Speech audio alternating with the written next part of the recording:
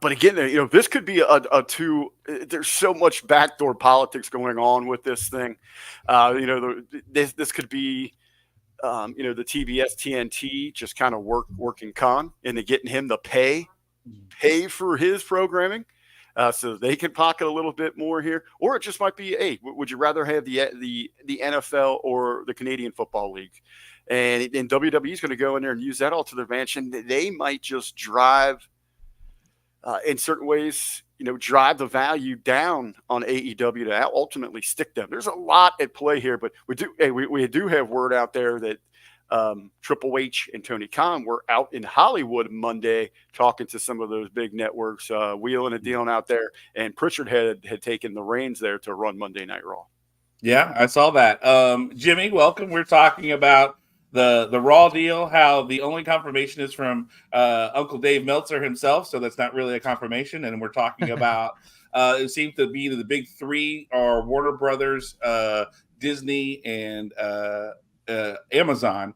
And I think, Jimmy and I talked about this RBV a while back. Last week. How was it last week or the week No, before? a while back where I talked about how maybe Amazon's big, and maybe they put Raw there because now WWE now covers three forms of broadcasting with, network TV, you've got cable TV, and now you have a streaming platform. And I know Jimmy says it makes Raw seem less than, but if they go on the streaming platform, that is. If they put it on the streaming platform, but think about it this way: you cover all kinds of broadcasts. You have less to deal with on broadcasting rights because Amazon doesn't have to deal with broadcasting rights with other countries. So now it's automatically worldwide, and then you don't have to deal with certain things like ratings and things along those lines in the long run after that. So that's the only reason why I feel like Amazon is a smart play business-wise for WWE. But what about you, RBV? What do you think about that play? It would be interesting. If Jimmy T is making the point, it could be a step back for what you're looking at as what has always been known as your flagship program. I can see on the surface, you're immediately losing all those outlets, depending that people will follow you to that platform. Or could, over in the chat there, Jerome Hall, man, he was sitting last night on the Friday locker room. I mentioned I was going to be here, so he said he's going to make sure to join us. So thank you there, Mr. Hall. They say, it's a double-edged sword. It could be, and I know he was talking about the networks and, how they're playing the games, the companies and all that. But moving Raw to a streaming platform, double-edged sword inside of itself, that it is the biggest bait. It is the most recognized brand that might pull somebody, towards, what we've seen, when you had NXT on the WWE network, that was only going to pull a small amount if you go that route. SmackDown somewhere in the middle. If you want to catch a bigger fish, you use that prime bait. It's probably going to be Raw. Yeah, and I mean that to me, it's different when it's WWE's and everyone's like, oh well, they had it. It was on the WWE network, but this is Amazon. I mean, you look at what Amazon Prime has done streaming wise. They have a Thursday night NFL team exclusively NFL game every week now. Every week. I mean, on Amazon? Yes, NFL on Amazon. Games? Really? And you can watch that worldwide. Yeah, worldwide, you can watch that. They have shows like Reacher. They have Invincible. They have all these these quality things that they're putting out, original as well as all the other stuff that they have. And now they're even partnering with places like Paramount and other things to where you could watch those shows, Star Trek and all these other things on their platform as well, and you can make it a la carte. So they're making it to where not only can you watch free shows, you can watch. They have the Amazon. They call it Freevee. So like you don't even have to have an Amazon Prime. You can just watch streaming through their platform. Look, I'm telling you, Amazon makes it to where you can go there for everything. You can watch just about everything on there with partnerships and things along those lines. And one-stop shopping, especially if you've got a Fire Stick or an Amazon Cube or whatever you use. So if you think about it that way, the money and the viewership that you can receive on a Raw going to something like that is way more than probably any network TV can probably get. I think anyway. I just think it's net, and then you're covering your basis on the types of broadcasts that you've got: cable, network TV, as well as because Streaming. as well as streaming. Well, the thing that I'm not sure about, and Rick, you might, well, both of you will know, I haven't had an Amazon Prime. I do have an Amazon Prime account, but I haven't actually had Amazon Prime to watch it for quite a while. So obviously a lot has changed. But what about advertisers? Wouldn't it affect the advertisers when it comes to streaming? Anyone would know that? Go ahead, John. Honestly, I don't know so Amazon sometimes before a show they will have like a little advertisement, but it's in house. Think about. I was going to say, like, is there commercials during? No, like no. there You're isn't at all. watching a show straight through. And some shows are where you can binge them, and some they're released weekly. Like Invincible's released weekly. Reacher, when it comes out right, this like month, Netflix will be and stuff. yeah, Whatever, yeah. right, yeah. Well, and sometimes with Netflix they do a whole block, or they'll do weeklies. But what we're seeing is a lot of times, like with the NFL on Prime, it's just they're showing the show. They're showing what's happening because they don't need the advertisement, because Amazon is the advertisement. Amazon is advertising their own stuff and saying, hey, while you're here, check out this. Look, we're getting awards for this. And Amazon makes billions of dollars a year so they can afford to do this. And that's kind of the purpose. Just as a reference point here, the deal between Amazon and the NFL, it was the first exclusive digital only package for the NFL, and is worth $1 billion a season. Mm-hmm. Shit. And they're willing to pay that much for the NFL. I mean, the NFL's worth it, obviously, because it's guaranteed to bring eyeballs no matter what. Mm-hmm. But in saying that, what's the ratings like for the NFL? On Amazon, is it actually pretty high? Does anyone know? I mean, how many subscribers? They don't care. Guess, because you're just getting subscribers. And here's the thing: NFL has always treated Thursday night games as dog shit, right? It's the dog shit game Fair point. on Thursday night football, right? So, yeah, well, I wouldn't say that. I wouldn't say they don't care about the viewership, because you're in the different metric there, in which makes something like the NFL so special. It's across the board. If it's open air, if it's cable, if it's streaming, is in today's society, we regularly hear, especially in the realm of professional wrestling, we get that excuse, well, people don't watch TV like that anymore. Right. Well, that's why there's such a high value and demand for must-see live events. And the NFL is the king of the mountain when it comes 100%. when it comes to that. Yeah. Well, I wanted to ask you actually, Rick, since you're here, and what's going on, by the way, because I never said hello. So what's going on, fellas? How are you? But I just want to say, I've already discussed this with John, right? But since NXT has got an actual TV deal with CW Network, right? Wouldn't it make Raw seem?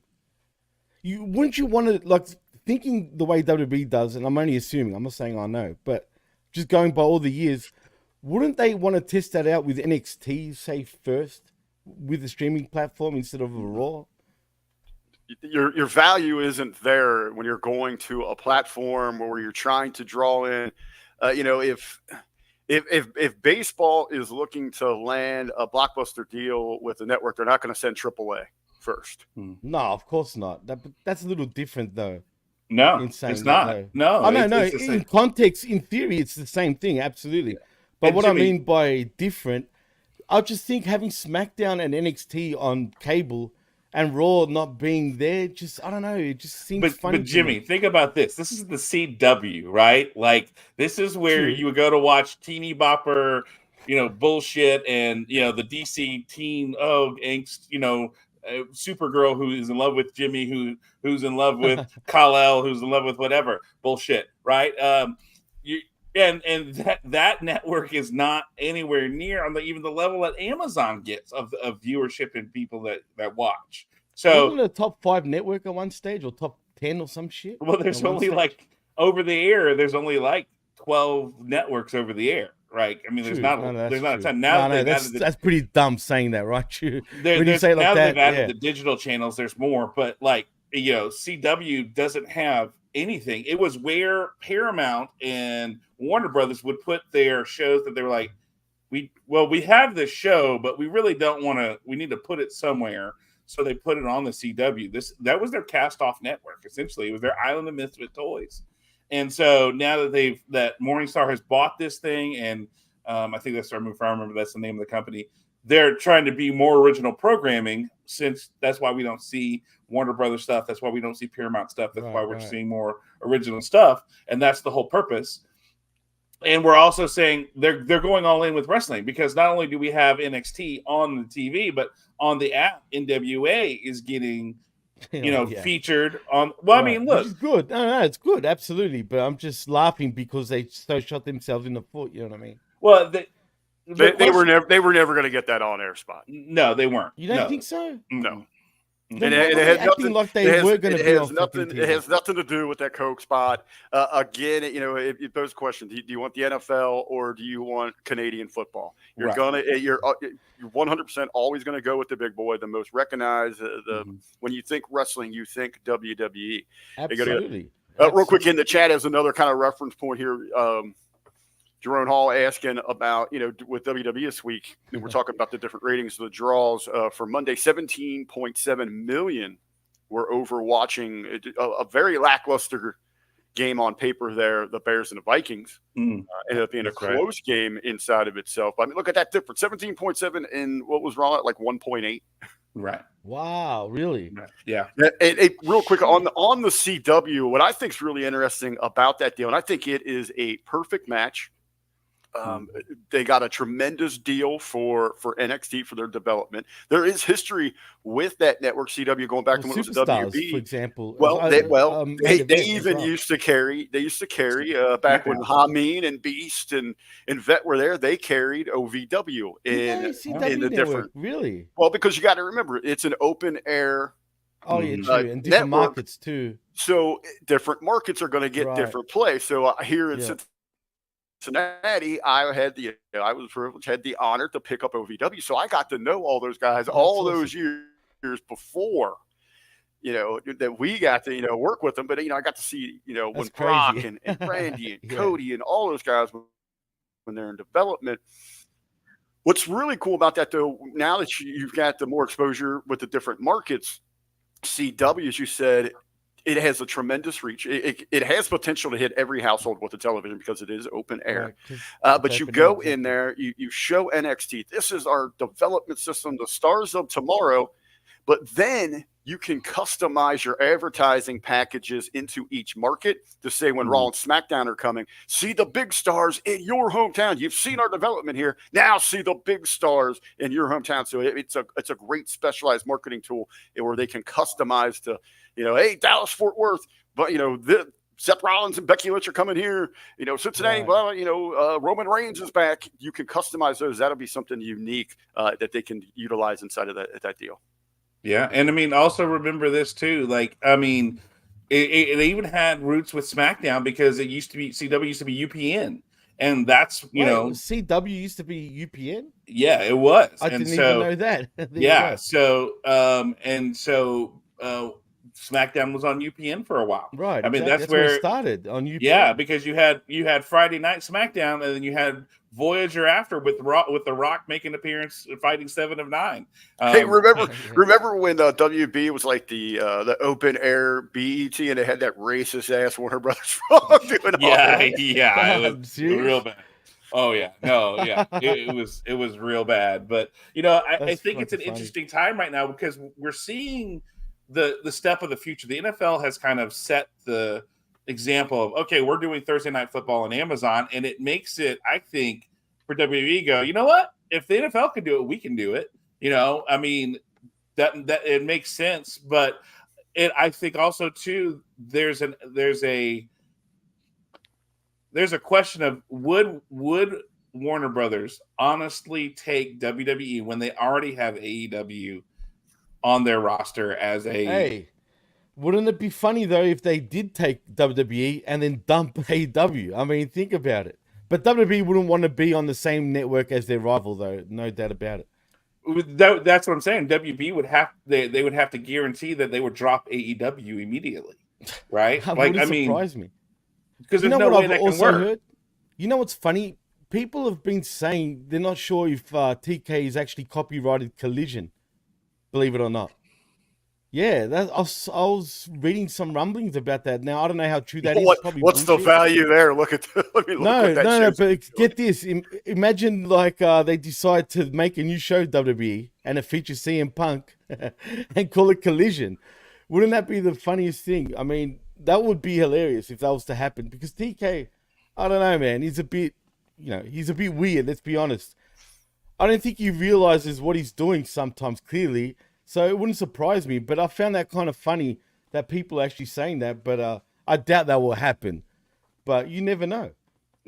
Look, who knows? I think it's interesting to see that, with everything that we talk about, how much we dislike Raw, we dislike AEW or whatever, it goes to show you this. The wrestling business is healthy right now because we would not be having these conversations about where these Absolutely. shows and everything are going. And, if you want to say that the wrestling business isn't good, then you're totally discounting what's happening right here. Now, are we No, getting come the on. numbers that we got with Fox? No, No, because absolutely not. But no, let's be but honest. It's the hottest it's been. I know the numbers don't say it, right? Don't show it, but really, it's probably the hottest it's been for 20 years. Seriously. well, the viewership maybe not, but the Right. money does, Everything else, though. Right. because of the Exactly. spread and everything along those lines. Now, however people handle that goes that route, I don't know. But one other thing I want to kind of get going before we get started, because I do have a fundraiser I have to go to for work today, so I have a harder out today. But we had a lot of returns this week. What do you feel was the biggest return in your opinion? And Jimmy, since you were late, we'll start with you first. There were a lot of returns. Who do you feel was the biggest return this week? Look, you can't go past obviously CM Punk. I mean, that's still surreal, man. Bullshit. Come on, man. Come on. Let's be real. Let's be real here, man. When I didn't think, look, I was calling. Did I not say he was going to come back? I said it for weeks I know. that he was going to come back, right? And But what did I even say? I gave I up. don't give a shit about Pepsi. Right. Cola. You never said he's not, but you never said he is. You just said you don't give a shit. So you saved yourself there, John. You're lucky. But in saying that, right, I gave up, dude. I thought he's not coming, right? It's done. I don't even know why I was so sure. R-Truth, absolutely. Absolutely, Jerome, man, for sure. I mean, you can't go past R-Truth either. But when he came back, man, I hadn't had that buzz of a feeling for pro wrestling in years, man. Like, legitly, I was like, oh shit, he's really back. You know what I mean? Even though I've been saying it, it's still seeing is believing. You know what I mean? Mm-hmm. But let's not put it past Randy Orton too. Randy Orton got a huge pop at Survivor Series, and I don't think people are talking about that enough. He got I a huge really pop think last night. yeah, and last night, and on Monday, legitly, like he got a huge pop. I think people were very happy, and I think the people were happy at the end of Survivor Series. Even if Punk didn't show up, they were all cheering and whatnot. That was just a cherry on top with Punk returning, which is still surreal. It's look, we haven't had these times since the Monday Night Wars. Let's be honest. This is the type of stuff that the Monday Night Wars was made of. You don't know who's going to turn up when, or on what show, on what company. It's exciting in that sense. But what made it even better? People, well, not better per se, but I think people overhyped what Punk was going to say at the end. I wasn't hating on what he said. Actually, listening it back the second time, I think it sounds much better than it did the first time. He did give a few backhanders to AEW without mentioning them by actual name. If you listen to his promo, he really did sort of give shit to AEW without actually mentioning them. And look, I think people need to relax. He's not going to come out with a live mic straight off the bat. I never really thought he would. It would have been great if he did. But come on, man. He's got to be on his best behavior. And as far as TK being in danger, if he was really in danger, you think WWE would have rehired him? Even if it was good for business, there's no chance they would have rehired him. Maybe, but Mike Martin says he's going to be watching. He's wanting to pop in because he's about to do cardio. So, Mike, good to see you, my What up, friend. Mike? And Jerome Media M5 has made it, and so has Aaron Ben Sholo. Aaron Ben Shlomo has made it as well. Shalom. Shalom as well to you guys. RBV, what about you, sir? Who do you feel is the biggest return this week? Well, bottom line, you got to look best for business. What's the needle mover? And it absolutely is CM Punk. Not taking anything away from the greatness, the talents, the contributions of Randy Orton and R-Truth, but come on, you didn't have any crossover coverage from their returns from other major outlets. If it be TMZ, if it be ESPN, if it be the Fox and the Universal. Different markets that were covering this thing across the globe, the BBC, all of that, they were coming to the table to check out what Punk was bringing. You had excitement. The bubble was getting ready to burst with excitement. You had the casuals. They were interested. The Laps fan was ready to tune in for the first time in at least over a decade. You heard a decent amount of people. I have to tune into Monday night. I have to be there to see what happens. Now, what happened, that's up for another conversation, another debate. Every show's been having that over the course of the week. But the bottom line, answer the question here, is absolutely CM Punk. Right, okay, well, guys, I'm going to say y'all missed the biggest one. Right here. Who? Right here. The biggest one, literally, right? that culture vulture. So bad. She doesn't give a shit about professional wrestling. I don't care what anyone says. I know a lot of people love it, but all she does is shake her butt 24/7 on social media. Yeah, she's fine to look at, but she's all about herself, man. I mean, company. You know what I mean? I just wanted to. I wanted to fuck with y'all real bad. Don't be surprised if she gets fired in the future, man. In the near future, I can see it.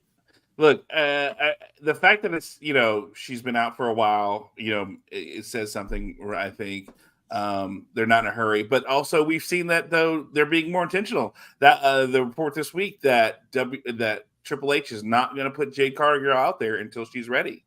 And I think Jimmy, you and I talked about this, and I've said it before, and I'll say it again. That's the smart play. I get that she looks like $1 million, but she also has to look like $1 million when she performs in the ring, and she just doesn't do that.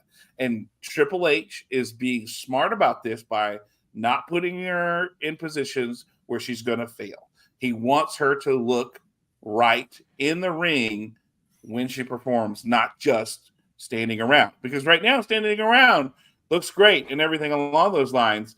And I feel like this is a smart play by him. But Rick, what do you think? Is this a smart play by Triple H to hold off Jade Cargill until she's ready? Yeah, absolutely. There is a major difference. It's kind of said, you go back and look at some of those last matches that she had inside AEW, and as green as she is, she was the one having to carry those matches. How dumb is that, though? That's what's bizarre, Rick, about that company in particular, how they get certain wrestlers to carry other wrestlers that can't carry each other, dude. It's bizarre.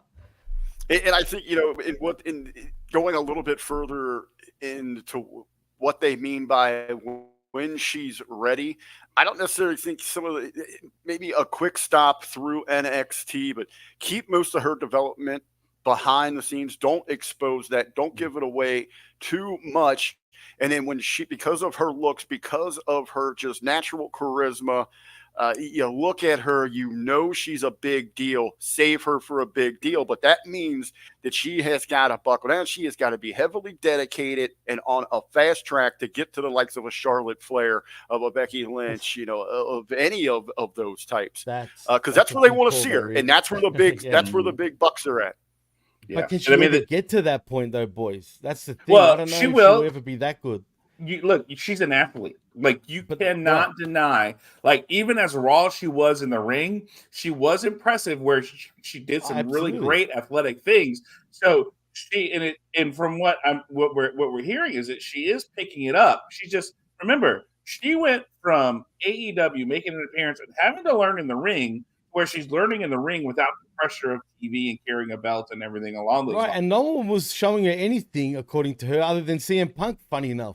Right. But, that's Cody. The whole point. She's now at a company that has its own performance center, even though kind of technically they had the Nightmare Factory with Cody and all that. Right. Does Cody catch any heat because or any ribs because she came from his school? Probably. I mean, you'd have to give him the business for that, right? Well, we But don't we now, don't know what her regiment. What was she down there every off day? I mean, she is Probably waking not. up, putting. She's hitting that clock where it's not the fame and the glam that she was used to at AEW. They are making her buckle down now. As John, as you said, she is an athlete. She has played at damn near the highest levels. She knows what it's about. If she has that desire, that drive, I think she will absolutely be fine. Now, I expect her the WWE is going to be smart enough to allow her to shine within the parameters that she can handle. So she doesn't have to go out there and be the most well polished, as long as she's suitable. And let's not even forget, one of the ladies that so many revere is one of the best of all time. Trish Stratus started out as absolute garbage. Garbage. Yeah. Literally. And she learned in the ring, but it took her years, though, a few years. But when you think about it, and she was also that one that was going before shows, before Raws and SmackDowns and whatever, and working in the ring with people, even though she wasn't hired for that reason. That's why she was just a valet originally. She was a fitness person that Vince is like, oh, she looks great. Let's bring her in here, and all that fun stuff. And then she made herself a wrestler, right? She worked to that. And so Jade has now the opportunity to work behind the scenes in a ring daily. And now I read she's only there 2 days a week right now. But people are like, oh my God. Yeah. Really? But remember, should be more than that, man. This is a person who has not done wrestling. Right? She has not done what WWE is expecting. So they're probably going to say, okay, you're going to start off, you're going to be sore, you're going to hurt. And then that's typical for training. I mean, with Upstate, they do Tuesdays and Thursdays. Most places you're doing 2, maybe 3, and that third. And there's different styles inside of training. So that 2 days might be the in ring, but she's learning constantly. Right. They've got their promos. They've got branding awareness. She's not there's too so bad much with their more promos, though. But you got to remember, it's the WWE way. Well, that's true too. She's learning the WWE way to wrestle, the WWE way to face the hard cam, do all that kind of stuff, and the WWE way to do promos. So she's got to relearn everything, Jimmy. So that's she does. That she's coming in, fresh from scratch. So Triple H did give AEW a backhander about Jade Cargill also, without actually saying AEW. I mean, he said it. Look where she was at. She pretty much learned nothing. You know what I mean, over there. I find that funny, but it's true. I mean, she did improve slowly, but she didn't really gain much in 3 years that she was there for? Was it 3 years? 2.5, maybe? It's got to be close to 3. She wasn't there from day dot, though, that's for sure. No, she was not. But, still, I don't know. But I feel like, again, this goes to show the interesting part of the wrestling business. Tony Khan is not trying to build things. He's taking things and just going, hey, let's do this. Whereas WWE has consistently said, we need to build this business. That's what we're doing. That's why they have the Performance Center now. That's why they have NXT. That's why they have, where they're at, because they have done nothing. Say what you want about Vince, but he has done nothing but been a visionary and built the business. Tony Khan has not done lick of that at all. He's just been like, oh, well, hey, New Japan does the G1, so let's do our own Wish version of G1 with this Continental, whatever that bullshit is. That doesn't build the business. What's a Continental, boys? I still want to know what a Continental is. I keep thinking it's noodles. The hotel in John Wick. Duh. We've already talked about this. Jimmy. Oh yeah, you did. That's right. It's true. So no, you're right. You told me that too. Yeah, I think that's the way you look at business. It's Tony Khan is someone who's got money, and he's like, well, I'm trying to figure out what to do with it. I'm going to do what I want. Vince McMahon is someone who had to work for his money, and Triple H had to work and for their change money. The game, literally, and change the game, but understood and learned why and how and what it took. It's the idea of has money versus built money, right? These are the two stories, and we're seeing that played out in the way that Vince leaves. Triple H is taken in, and he has the same mindset. So therefore, that's why AEW will never be a factor unless Tony Khan can change his mindset and start learning how to tell stories. And so instead of saying, hey, we also need to, like, I suck at telling stories, so let's just do a G1 because that's great. So it's fun, and then I can fill out the back half of my year. And see, this is what annoys me. All these stupid tournaments in AEW and battle royals every third week, it feels like, and whatever the hell. There's a tournament every second week. Let's be real, boys. The reason why they do that every time is because TK does not know how to move forward with anything, with anybody. So he does this because it's lazy booking. So there's a reason why this guy is facing that guy, because it's a tournament, right? So it makes sense in his friggin' eyes. And it's really a little cheat to get around all the bullshit. You know what I mean? Because he doesn't know how to book. He truly doesn't know how to do the normal thing. He doesn't understand fundamentals, boys, at all. The real differences between the companies, and John, you were right there on it, man. And this goes back. It's just not TK. It's just not AEW.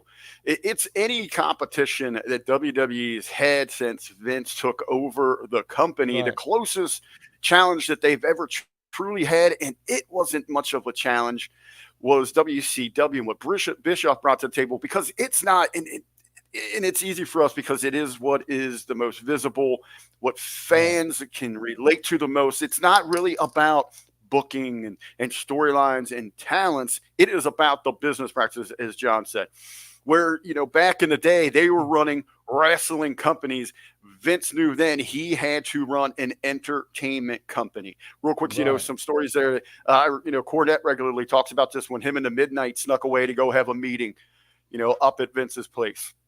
And they thought they were going to show up, and Vince was going to have all these plans laid out about bringing the Midnight in, about booking, and who they're going to be working with By the pool. and they're talking about the toy line, and they're like, "What the hell are Right, these? right. We're heels. Why do we worry about this?" And it was some years later that the Iron Sheik was like, "Hey, I'm making $1 million quarterly off of this doll." Absolutely. When Nash, he tells the story about showing up back at WCW when when they were getting ready to fire up the NWO, and they're looking at, they're The talking guaranteed about merch paychecks and all that. Oh no, as they're talking about merch, and WCW Right. had a small office that was set up for it, where WWE has an entire floor of their headquarters dedicated towards that. Right, and So you're allowed to we're go there and take whatever you want, apparently, Wrestling fans, as a they worker. want to look. Wrestling fans want to look on the surface about storylines and in match and move sets. The bottom line, the bottom dollar is who has the better business practices and standards. Even when WCW on television was whooping their butt for 83 weeks, they weren't built for the long run because they were focused more on the wrestling company side of it, where Vince had his bearings with the business could survive because they had their, they had the pen dipped in multiple jars of ink. That is the difference that has always separated Vince and the WWE from the rest of those in, again, quote unquote, the wrestling business. The wrestling business is The true. wrestling But- business. But he also did, to also continue what you were saying, RBV. He also changed it to sports entertainment, so he doesn't have to pay tax to the athletic commissions at the time. Also, to get around that. Everything you do, and I understand that was a business move for him. He's trying to get those Right. individuals off of his back. But everybody, no matter what the sport is, if you are in the public eye, if you are out there selling an event service like that, you are in entertainment. That is Absolutely, I what agree. it's about. Look at the NFL. They out wrestle wrestling right now because what do? They have their stars. They get us emotionally connected. They spend before kickoff. They spend the entire Super Bowl's a big thing. They spend 12 hours getting you emotionally invested and connected to the players on that field. Who's the MVP right now for the NFL? Taylor Swift. And they're telling you all those side stories. They're bringing all of that drama. They get the Kelsey boys into that. If it's Mahomes, and we know his family now, we know everything about him. They give you personalities. It's true. Brady was kind of the flair, that good-looking, bad boy that you love to hate. You had the guy next door, the John Cena and Peyton Manning. He was literally that. The right, NFL, exactly. I regularly say, they out-wrestle pro wrestling, and that's how they Yeah. get over, because we have that connection. And again, in pro And that's wrestling, a change. They changed to these go fans, that they way yell too. about if you know what I mean. tribalism. the Right. NFL embraces Yeah, that. among yeah, teams, yeah. you know? But Right. sports is always going to bring tribalism, though, no matter what. I mean, it is what it is. You know, city, But it's town, good. It's good. country, It's whatever. pride. I mean, think about I'm it. one of the. I love sport, man. So yeah, I'm Yeah, totally well, yeah. I with mean, it. look at the NFL. They go, "Hey, we have Hard Knocks for preseason, and we like that so much. We're now doing an in-season Hard Knocks where we're showing what's happening in the middle of the season with the Miami Dolphins. Like, right? We're in the middle of the season, and we're showing you what happened last week for Hard Knocks. Look, NFL is brilliant, and I mean, WWE is doing a lot of some of the same things where they're going, "Hey, look, we have the show for the Miz, we have the Bellas, we have all this other stuff, and we're building that kind of idea." And I think that's where I think we'll go back to Triple H kind of allowing that, because Vince was, we're never going to let anybody be bigger than the brand anymore. The Rock and all these Right, it's other because things. of the Rock and stuff like that. That's why they don't really strap on the rocket ship to really anyone. Maybe you could say Cena was the last one and Roman per se. I But think really- I think it was Hogan that really Mhm. made him realize that, because he always think kept so? no pun intended here. He kind of kept the reins on Austin and Rock. Hogan was one of when he defected and he went to WCW, it was like an immediate switch. Okay, now these guys might be on the slope The new because the generation. Hulkamania brand was running right there with the WWF. Right. Yeah, You no, know what I you're mean? right. And I mean, think about it. Then Macho Man comes over, and so does Slim Jim, and so now Slim Jim is paying for That pissed Macho off Man. Vince big time. Yeah. When he Oh, jumped yeah. over I the mean- Slim Jim deal. Right. Yeah. And so, but I think, at the same time, this is one of those weird things, because we talk about, wrestling kayfabe, right? We want kayfabe. But we have these shows like The Miz and Mrs., and we have the Bellas and all this kind of stuff where we see Daniel Bryan in real life, or Bryan Danielson or whatever, and we see The Miz in real life, and it makes us appreciate them. But then it goes to the question like, okay, well then what about the character, right? Like, how hardcore are we? Like, are we going to take this as, hey, this is sports entertainment, so this is a character they play? Or, are we going to treat it like in Japan with, New Japan Wrestling, where, no, this guy That's is different though. but no, like, you don't They keep read it or hear a traditional lot in New about Japan, you know what I mean? Right, but I'm just what I'm saying, like, as a mindset for us, as we want, because sometimes that's the whole thing. We hear complaints about people. Oh, they're blowing kayfabe. They're blowing kayfabe. They're blowing It's kayfabe. exaggerated though in a way. Let's be honest. I want to take a thing from what the vet says, and the vet says this all the time because it's true. A la carte, man. You just got to watch it for what it is. You just got to Mhm. watch it for what it is. It's a la carte. You can't Yeah. take it any other way. Like, you literally can't. Right, because So, you're not going to be if able you to. do, you're going to piss yourself off. Literally. Because you're not going to be able to connect with the person behind the character if Right. you're only focused on the character. And so I feel like some of these, look, Mike, I understand that these shows are scripted too. I get that. Right, but they're based off somewhat reality. You know what I mean? Right. He's right though. Right, it's the idea. Well, of right, and so should professional wrestling. So those things we're getting from the reality Right, show should exactly. be what's Same on the thing. television show, Right. on the wrestling Right. show. Exactly. Right. Exactly. Spot on. Rick. Right. It's true. Yeah, there you go. Well, gentlemen, I think that's been some really good discussion. I love talking the business of wrestling sometimes a lot more than I like talking wrestling. Absolutely. But It's way better. let's pay the bills here for the Hami Media Group and Channel Attitude, and let's talk a little SmackDown, which is why we're here. We So have let's to. get this out of the way, and if we have time Yeah. after, we can talk some other fun shit. And Rick, about you maybe- made the right move, by the way. As soon as Yeah. he found out, he goes, "What?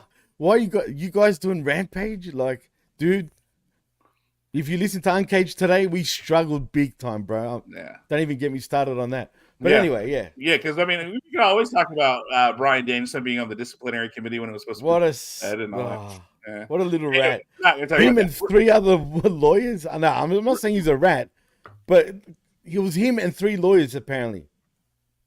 Why was he the only professional real wrestler? quick before we jump into SmackDown here on this, because Chad's been talking about it. You mentioned that, John, with the Slim Jim deal with Macho Man. It pretty interesting on this. I heard this clip this past week. Bischoff was talking about that and what a great steal it was for WCW. It was. Mhm. It The actually was. the sponsorship he got from Slim Jim was the exact amount Huge. that he paid Randy for his contract. So essentially, he got Macho Man for free on that. Yeah. No shit. Yeah, Bischoff has said Wow. that for years, and like I've been listening to his podcast for a long time, and he said that's the reason why they were able to get Randy is because basically Slim Jim paid for Randy's contract, so he got Randy for free. I remember then big time Vince was all burning the- about it though. And Yeah. then all the free advertisement that Slim Jim got because they put all the ring stuff and everything, like it was a really good deal for them. So yeah, Slim it Jim's was, Halloween Havoc. I mean, come on. yeah, look, you know, but why not do that? But gentlemen, ladies and gentlemen, let's talk last night's SmackDown. Last night was the start of December. It was also the start of a new quote unquote era of SmackDown on December 1st. They were at the Barclays Center in Brooklyn, New York. They're home away from home. On commentary was Michael Cole, Corey Graves, and Kevin Patrick. And we both know how I feel about Corey Graves and Kevin Patrick. They could both fuck right off. They're your favorite. Come on, dude. You Huh? love him. You I love hate him. them. You love I Kevin hate them. especially. He's your favorite by a mile. No. Like, look, when they brought in everybody else the last few weeks without Corey Graves, I was fine, and then Kevin was just whatever. But like my problem is Kevin still seems like he doesn't understand wrestling. Like He does. He's a soccer commentator, dude. That's where they got him from, legitly. but Why? you've been I have doing no this idea. on Raw and SmackDown for how long now, and you still sound like you don't understand wrestling at all. Like, He does- I don't when know. you think about it, when you actually pay attention to him, he doesn't really talk wrestling. Honestly, know. like if That's you what pay I'm attention, saying. he really doesn't say anything about actual wrestling. You're supposed to be the mentions the play-by-play wrestlers. guy. You're supposed to be the play-by-play guy, but Michael Cole is there because you And that's why can't, he's there, right? because you can't do it. And you've been I don't know. Because commentary is he'll supposed get to the flick, enhance. John. Believe me. If he doesn't pick it up pretty soon, he's gone, man. He- Surely. Look, he should have been gone a while ago to me personally, but I don't know. That's just me. I feel like commentary should enhance what you're watching. I don't feel like he does that, but that's just me. Rick, you've done commentary for shows and everything. How do you feel about this crew? Well, let me ask you guys, because you got your finger on the pulse each and every week. Sometimes with SmackDown, I'll just go get the clips and filter through if I happen to be, working on a Friday night as I regularly do at the track. What is the need? Do you guys know the mindset of just trying to get some on air training for him? What is the need for the 3-man booth here? They are difficult to pull off at times. There are different roles for each one, but it seems like they're doubling down.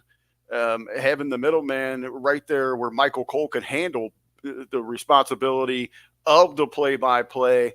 And you need to remember, you're talking, sometimes there are different ways to put over the product. For myself, I'm not when I handle when I'm supposed to be the play-by-play man, especially on the indies, I don't call chain wrestling. I don't call every move. I'm trying to talk about potential storylines. Exactly. I'll put over merchandise. One of the things I was really proud of that I started doing early is I'll refer to some people as their social media handles just to help grow their brands. But especially on the indies, if you're watching that show, if you got your way to watch a replay on YouTube or something like that, every move. Now, that's not to say, I'm calling big moments. If it's a signature spot or something like that, but to call the chain wrestling is just, to me, is nonsense and boring.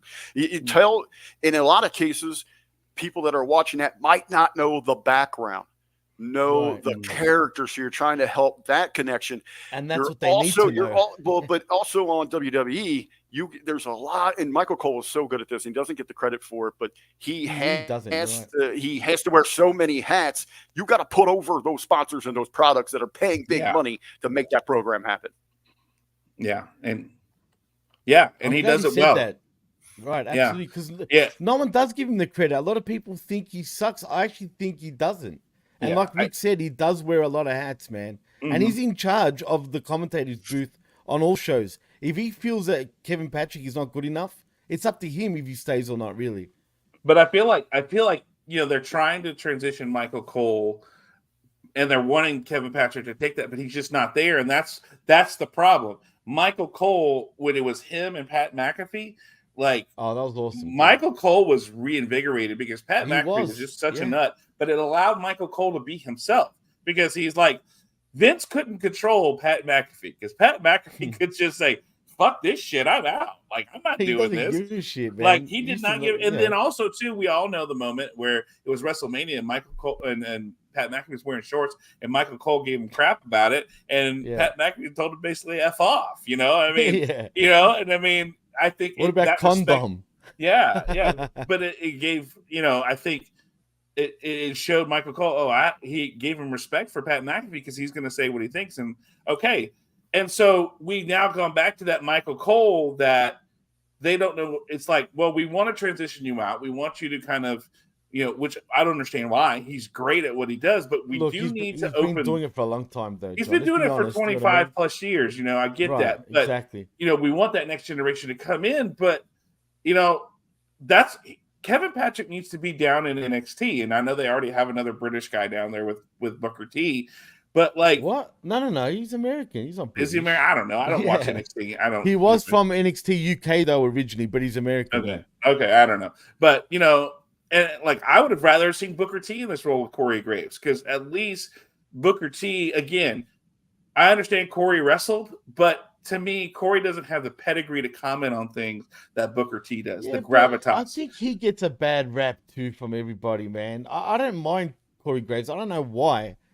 I just think he's doing what he's meant to be doing, though. Really, you know, But he's but the for heel me, commentator, the heel color guy. but that's the thing. He doesn't stick to that. Like he's not true, too. consistent.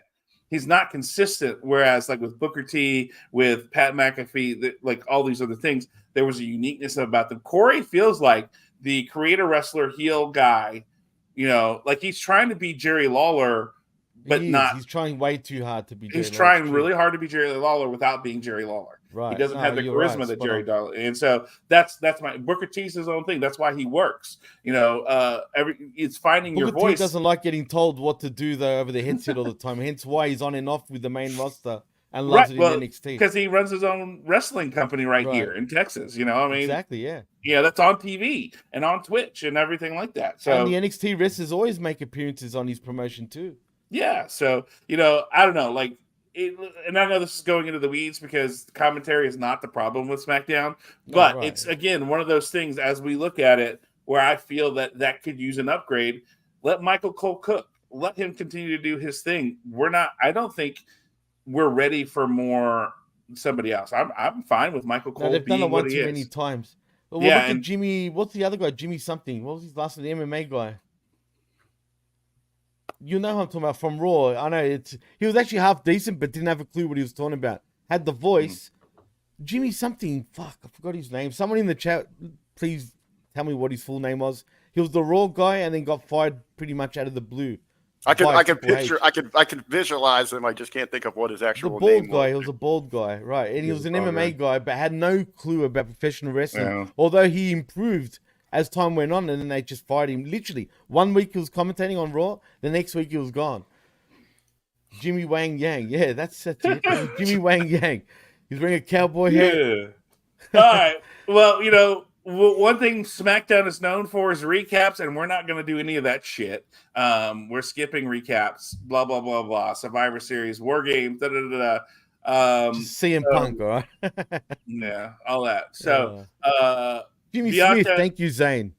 By the way, what's that? thank you, Jimmy Oh. Smith. That was Jimmy his Smith. name.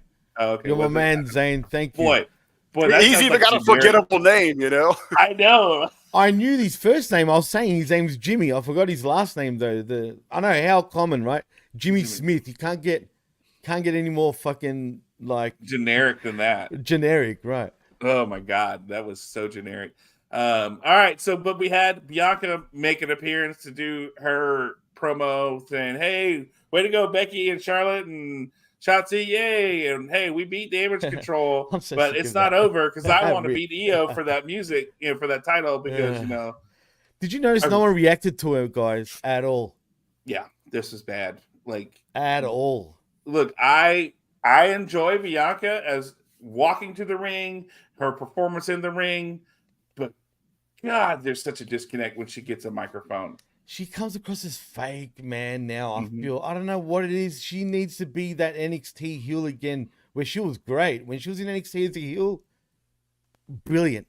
I think she's due for a heel turn, and she needs to because right now she's getting stale. I'm sick of her just freaking bouncing around with her hair and shit. Even the hair to me doesn't make sense. It looks great, but really, wouldn't it bother you? It's gonna freaking. I know it would annoy me. You know what I mean? It's down by her freaking feet. You know what I mean? Like, what the hell? But yeah, she needs a change and needs a change ASAP because I've noticed the fans lately, for whatever reason, are just bored Yeah.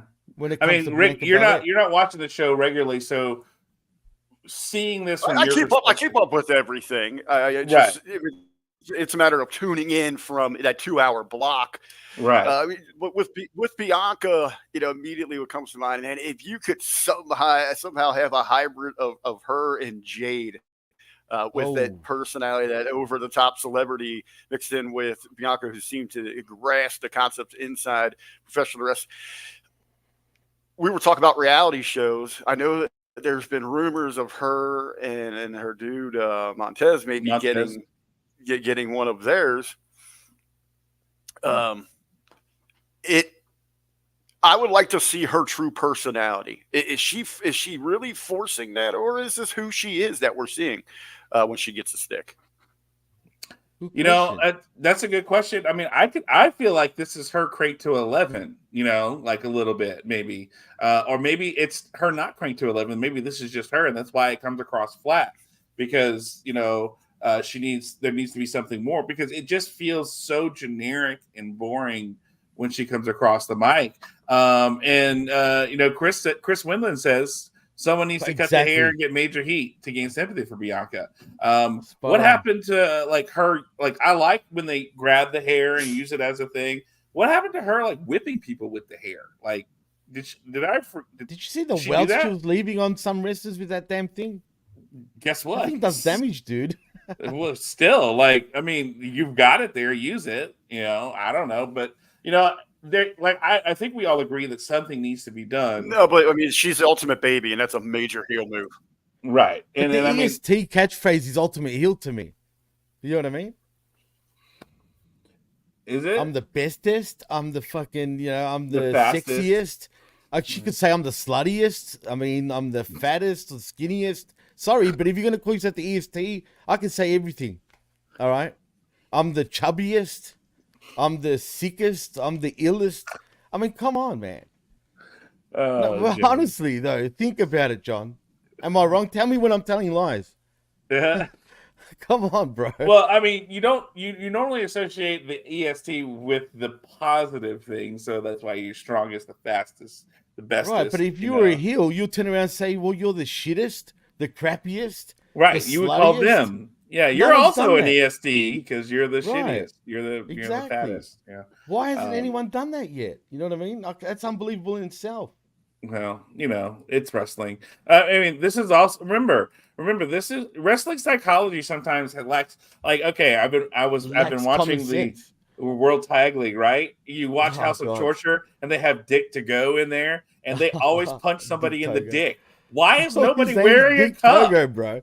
Why is nobody wearing a cup when you wrestle House of Torture? That's a great fucking question. Why? You would think after watching three matches, you'd be like, "Nope, I'm wearing a cup because I don't want Dick to go. I don't want them to spread my legs like a wishbone and Dick to go coming off the top rope and hitting me in the nuts again." Wrestling psychology, man. Right? I mean, I don't know. I hate that too, man. It's not great. I don't mind sort of big women, Jerome, but not that big, bro. Come on. But and the interesting thing that Damage Control comes out, and then to mess with Bianca minus Bailey. We didn't have Bailey coming out. It was Dakota Kai with the Kabuki Warriors, and Dakota Kai was translating for everybody. And Charlotte and Shotzi come out, and they had their talk, and of course, this ends up going to be our main event match of the night, even though it's not our main event of the night. Which, Jimmy, this is 4 or 5 weeks in a row where the women have been either the main event match or close the show. Yeah. I think, SmackDown that's true. Has become the land of women, I guess. Apparently, I don't know. What that does, I don't know. To me personally, I'm like, okay, cool. I guess, but yeah, I don't understand why they I feel like the SmackDown. Let's be real, man. As strong as the women's division is in WWE all the way around, I'm talking about NXT, Raw, SmackDown. They're kind of struggling though with the women and what to do with them for the last, say, year. When you think about it, other than Rhea Ripley, obviously, right? But everyone else is kind of all over the place, in my opinion. And it's a shame because they've got such a strong female roster. But I don't know if they know what exactly to do right now. I mean, they're not going to take the title off Rhea anytime soon. There's no one credible enough to beat Rhea, except for maybe Nia Jax, who seems believable just by her pure size, right? So I think they've booked themselves in a corner with a lot of these women, man. I mean, it seemed like Tiffany Stratton was supposed to come up right now after the Becky Lynch feud, but that's not happening. So it's kind of interesting why they're struggling with how to book these women. A lot of the women are stuck in tag team kind of feuds. You know what I mean? I mean, that's been this tag team. This has been essentially a tag team for the last month and a half. The Damage Control More, versus I think even more, dude. You know, I don't know. You know, this is it hasn't done anybody any favors, I feel like, in the long run. We see after this whole segment that Damage Control was in the back and they bump into Bayley and they ask her where she was. And said, no one told me. And if I would have been there, I'd have been different. Go tells Bayley that Kairi Sane has a match against Bianca tonight, and Bayley knows, and Kairi could use her help. And Bayley tells him, yeah, and Damage Control's step away with Bayley standing there. So we're still seeing the Bayley as the odd man out kind of storyline that has been developing. Jimmy and I have been talking about this for a while. We saw it at Survivor Series where Bayley, I think, I said either she's going to take a bump for somebody or she's going to put somebody in her way. And it was the latter. It was the first. It was that. That's exactly what happened. You know, Rick, do you feel that this Damage Control thing has done anything for anybody, or is the goal to turn Bayley back babyface? It has to. Well, real quick to jump in at the entire women's division, and Jimmy T, you're putting over, you're calling it good. I question that. I think on the top end, on paper, it is very good. I'm saying, right? Just on even on paper, on the top end, it is very good. But when we go through the ranks, I don't think there is a lot of substance or a lot of depth there. So they're grouping people together to try to get them exposure, to get them on air for whatever that case might be. You know, we open up this show here, and I've regularly seen this and been asking myself this for a while. We get this brawl between the babies and the heels. Have any of these chicks ever been in or seen a real cat fight, girls going at it? Because they absolutely have no clue what they're doing. There is a different style in a just flat out brawl that girls are going to employ over what guys are going to do. Guys do the traditional square up, you know, you do the circle, you measure each other, maybe look for an opening for a shoot. Girls just flat out throw down. They are coming at you. They're waving their hands. They are crazy. Yeah. Well, and it resembles more of a hockey fight. They're going to try to get your hair, try to get your shirt up, and they throw those just bomb forearm haymakers. That is a in the streets kick fight. That's what you get. I'm looking at this fight, this opening here on SmackDown, and maybe you guys can tell me this. You guys are way more worldly than I am. You pay more attention to the Japanese style.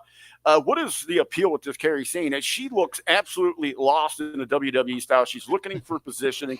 She stalls. She is waiting for certain times. I know what you're saying, though. Thinks they should be. I know what you're saying, right? Into a part here. And I think you regularly get that through the women's division here. They're not trying to be anything unique, be different.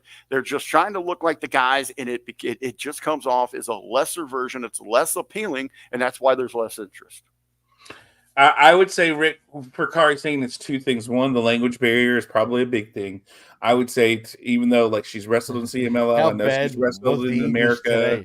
Yeah, but like, you know, I would say the bigger thing is people don't recognize the size difference of the WWE ring versus, you know, I'm sure she looks great in Japanese apartment wrestling. Yeah, that's probably great. Apartment wrestling, right? Yeah, no. Right now, she looks like a pre-pubescent 12-year-old girl who ends The up not pirate, even Rick, going stop through it. puberty till after college. It's pathetic looking. I don't see the selling point there. Right. And I mean, I think Ooh. it goes back to the idea of we're trying to sell Rick something with the different. bombs right there. I like it. No, and I don't disagree with him. He's Like, right. we're trying to sell something. She's got a different look. She's the pirate. She's the pirate queen. Da, da, da, da.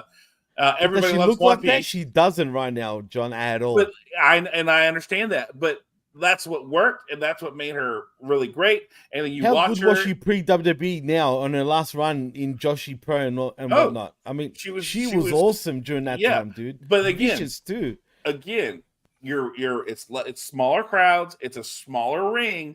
You're able to do more with it with what she has, and obviously there's a comfort level over there that she doesn't have when she's in a WWE ring. And that's the whole point. But it's like, hey, we can't let this person who was associated with our brand, who is Japanese, go to. What if AEW picks him up?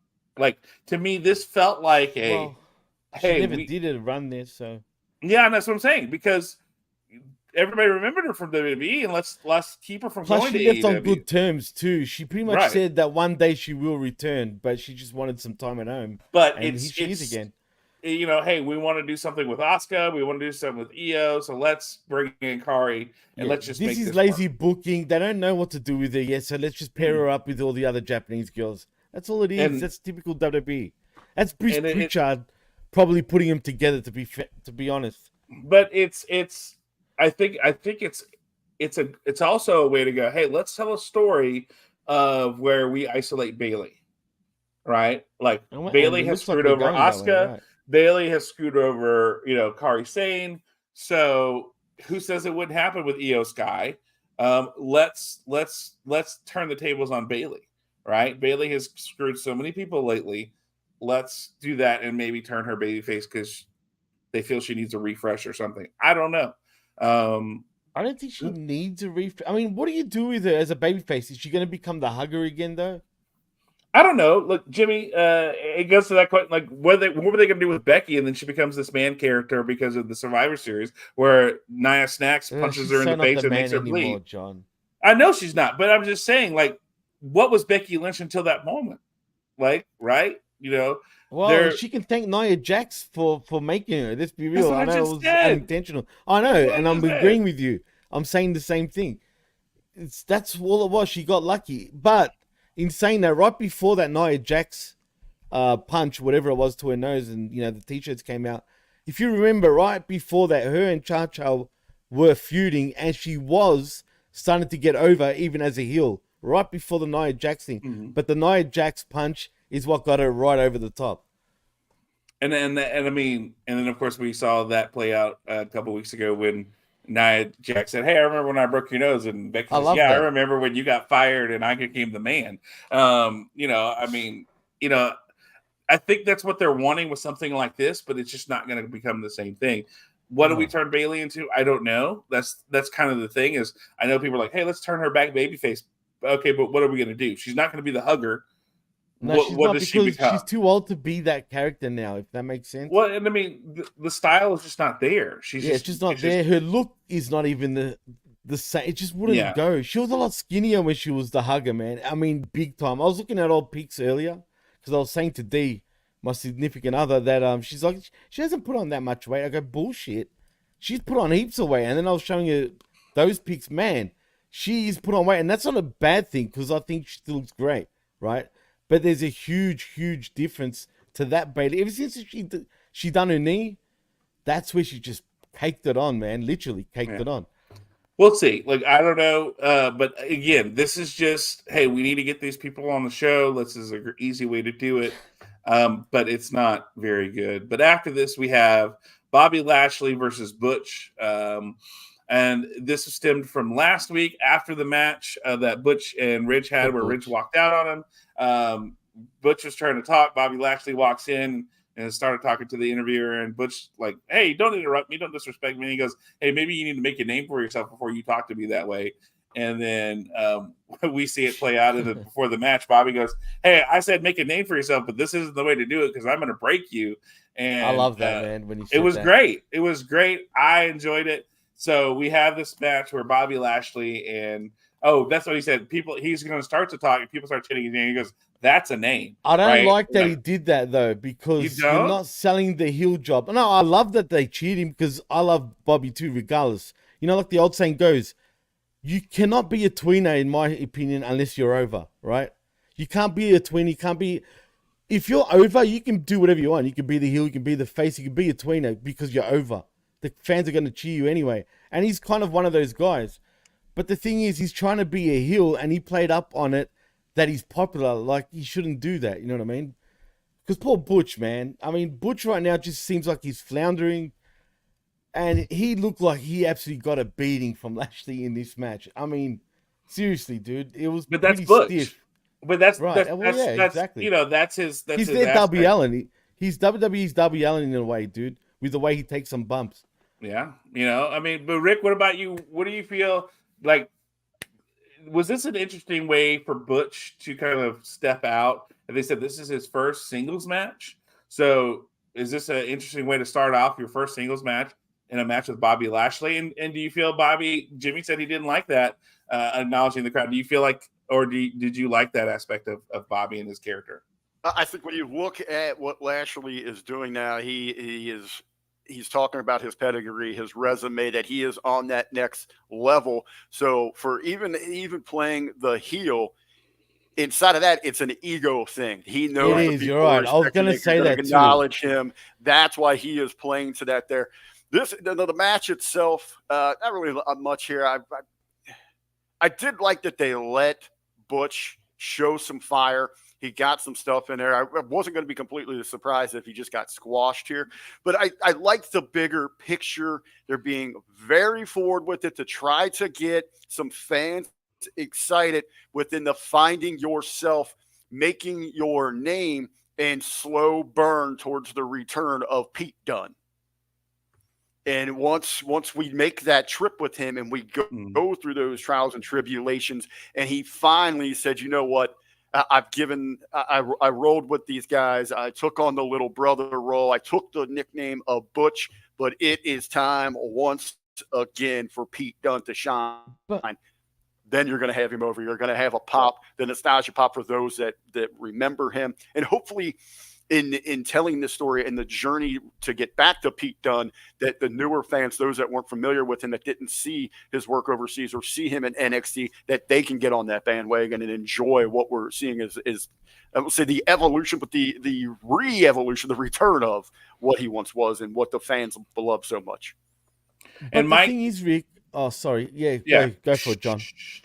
Mike said, No, damn it. I like having the ultimate mountain there because if you start him with someone less, you're expecting him to have a better performance. Going out there and just getting put down and almost cut in two by that spear is ultimately fine. Yeah, and I agree. That's where I agree with you, Rick. It's part of that story of breaking Butch, for lack of a better phrase. Yeah, to but where I like the term between breaking Butch. Breaking Butch. Yeah. There you go. Look, That is actually a There you good go. one, John. That's You know, true. But but the I thing think- is, what's the difference between Butch right now and Pete Dunne? There's no difference. Really, there isn't.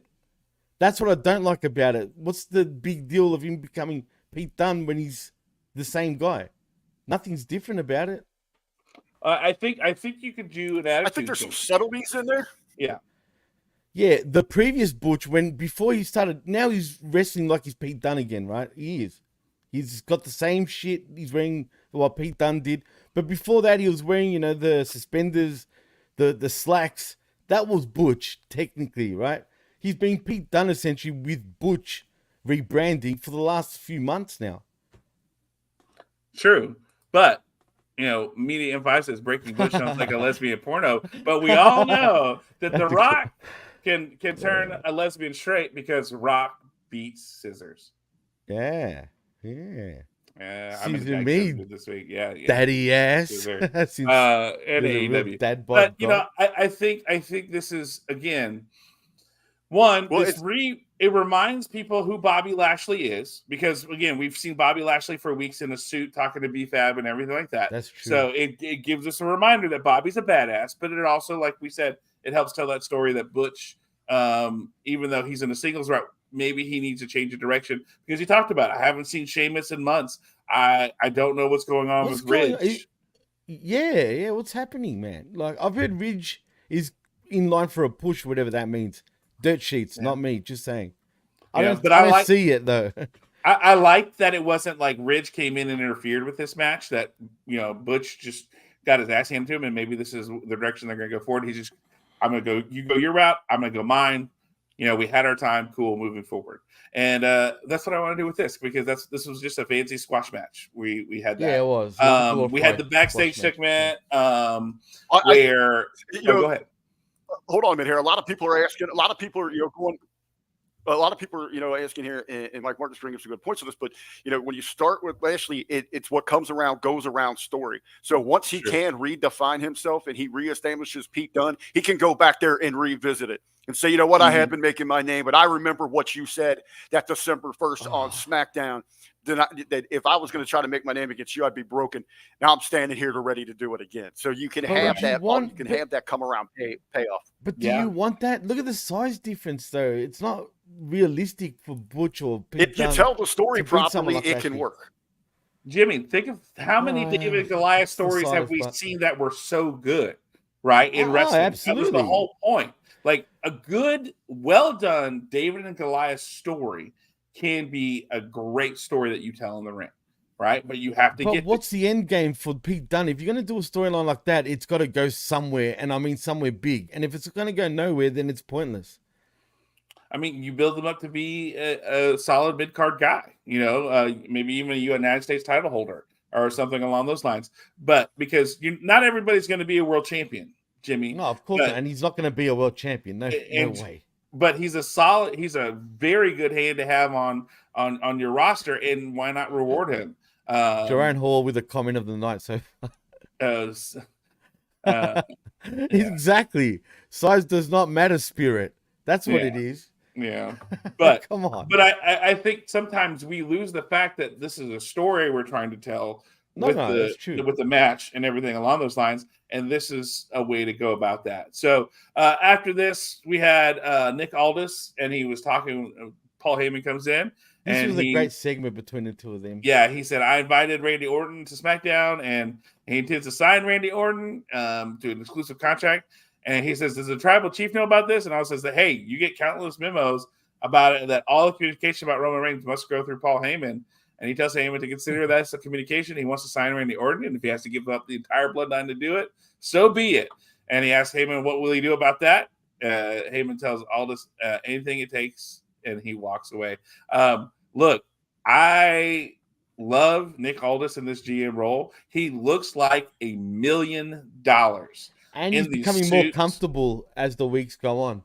In the suits and everything. And I like having this imposing figure. Not that Adam Pearce wasn't imposing, but boy, when those two stand next to each other, Nick Aldis looks well put together, but you could see his size and everything behind him. Like, this is the kind of person that can stand up to Roman Reigns. And if Roman Reigns wants to talk shit, not only can he back it up with his authority, but he can back it up with, I'll slap you in the mouth too. Like, yeah, because I mean, Paul Heyman normally looks, fairly decent, but when you put these two next to each other, Nick Aldis made Paul Heyman look like he shopped off the rack at like Nordstrom's or something, or Dillard's. It was, but Nick has really gotten his promo game to that next level. Which one of the things that I don't know if you've listened to Bruce Pritchard a long time ago. When he was in TNA with Nick Aldis, and Nick Aldis didn't make the jump to WWE, that was one of the things Bruce Pritchard said was he was weak in the promo department. And now I really feel like the reason why Nick Aldis is here is because of his promos. And, that's why he's there. But, Rick, what did you think about this segment with Nick Aldis and Paul? There was a lot of intrigue in the exchange. I agree with Mike Martin over in the chat. I thought the last point that should have been hammered home should have came from Aldis. He was kind of one up there by Heyman, but you are right in the intrigue. I want to speak more to why he should get the last big point in. You really want to hammer home. Well, you really want to hammer home that Aldis is having his way with Heyman, who Exactly. is the voice of Roman Reigns and the bloodline, which adds to the intrigue when Roman reemerges and confronts Aldis and says, hey, boy, it's a different story now. You were pushing around the wise man, but are you going to step to me, your tribal chief, your champion, your top dog, the face of the company, with that same attitude? And if you do, is the possibility that he gets smacked down? No pun intended. Yeah, Right. exactly. Right. He should have stopped his authority for sure, more so. Well, I agree. Like, I like what Mike said, that he should have gotten the last word, but I feel like he kind of did, because it's like, he says, what are you going to do about that? And Paul Heyman, the way he says, well, anything I have to, it's like, it felt like that kind of like, well, what are you going to do? What are you going to do? Like, it felt like that kind of Paul Heyman is almost caught off guard, because he wasn't expecting, like, well, what are you going to do about it? And then he's just like, anything I have to. And it was Roman. And calls Roman, so but I think it would have been stronger if Nick would have just said that and then it had been done. I agree with you, Rick, but it also felt like Paul had kind of a little bit of a, well, anything I need to do. So I don't know. That was my personal take on it when I saw it, when I first read it. But now that I hear you, Rick, I feel like your point is probably a little bit stronger and probably the better take from that segment overall. But I like this segment. I felt like it was really, really good to help move the story along. I have a feeling that Heyman probably had the reins, no pun intended again, already was agenting that segment and intentionally knew to make sure that he himself got that last word in, because you remember the last thing that happened there. So right. Yeah.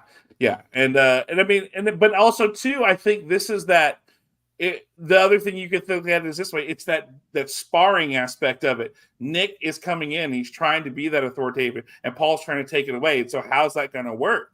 Because what we don't know is later on down the road, really, it pays off for Aldis in the long run more than it does for Paul.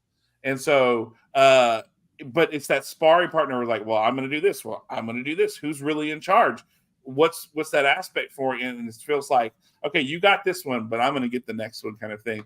We'll see. I feel like that's where, okay, he won this one, but down the road, Aldis goes, yeah, I got this. I know what's in my back pocket for later down the road. So after that, we have Butch walking backstage, and Kayla asked about last week. He says he doesn't know and he doesn't care about Ridge walking out. Right now he's on SmackDown. He's going to focus on him, and then Pretty Deadly interrupt him and tell him that you have to make your own path, even if that path, like his career, takes you to a dead end. Butch attacks them, but they throw Butch into equipment. So we're seeing the continual breaking of Butch at this point.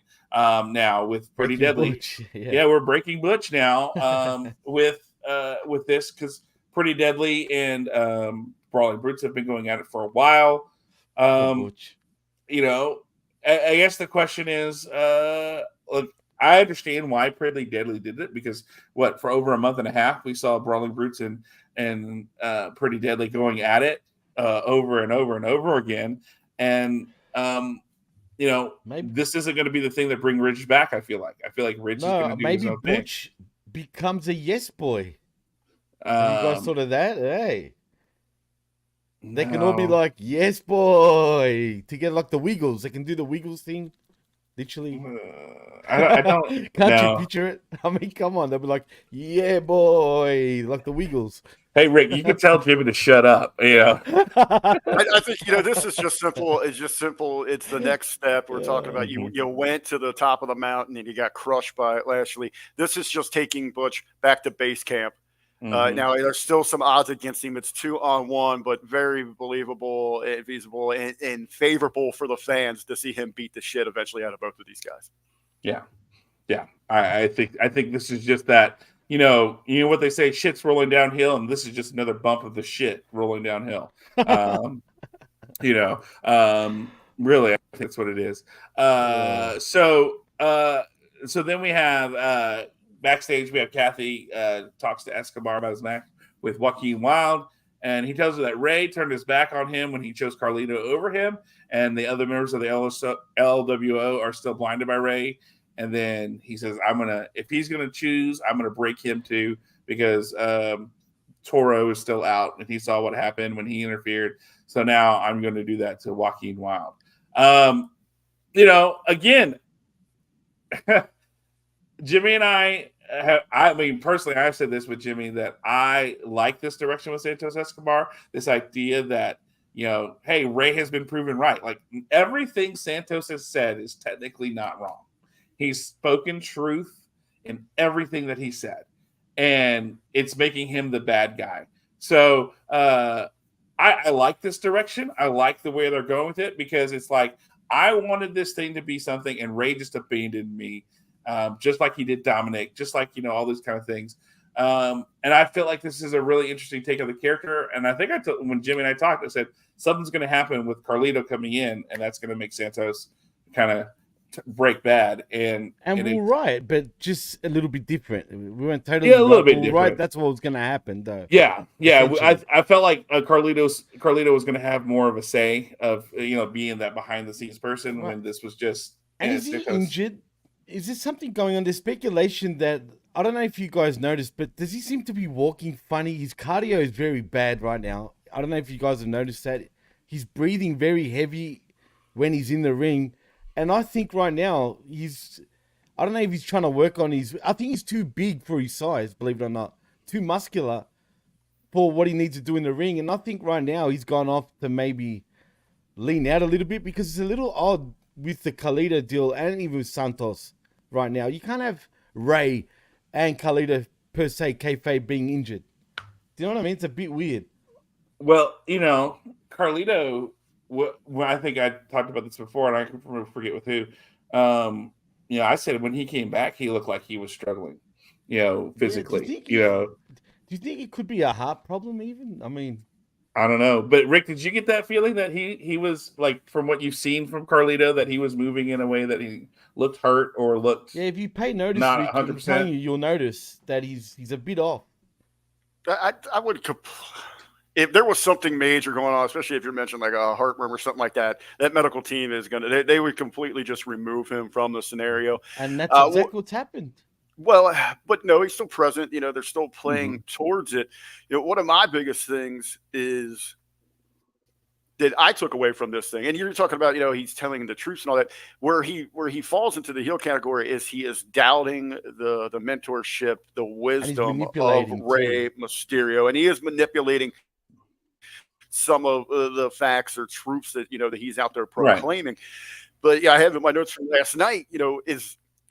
I can't remember another time, definitely in recent years, where the heel is fighting such an incredible numbers game.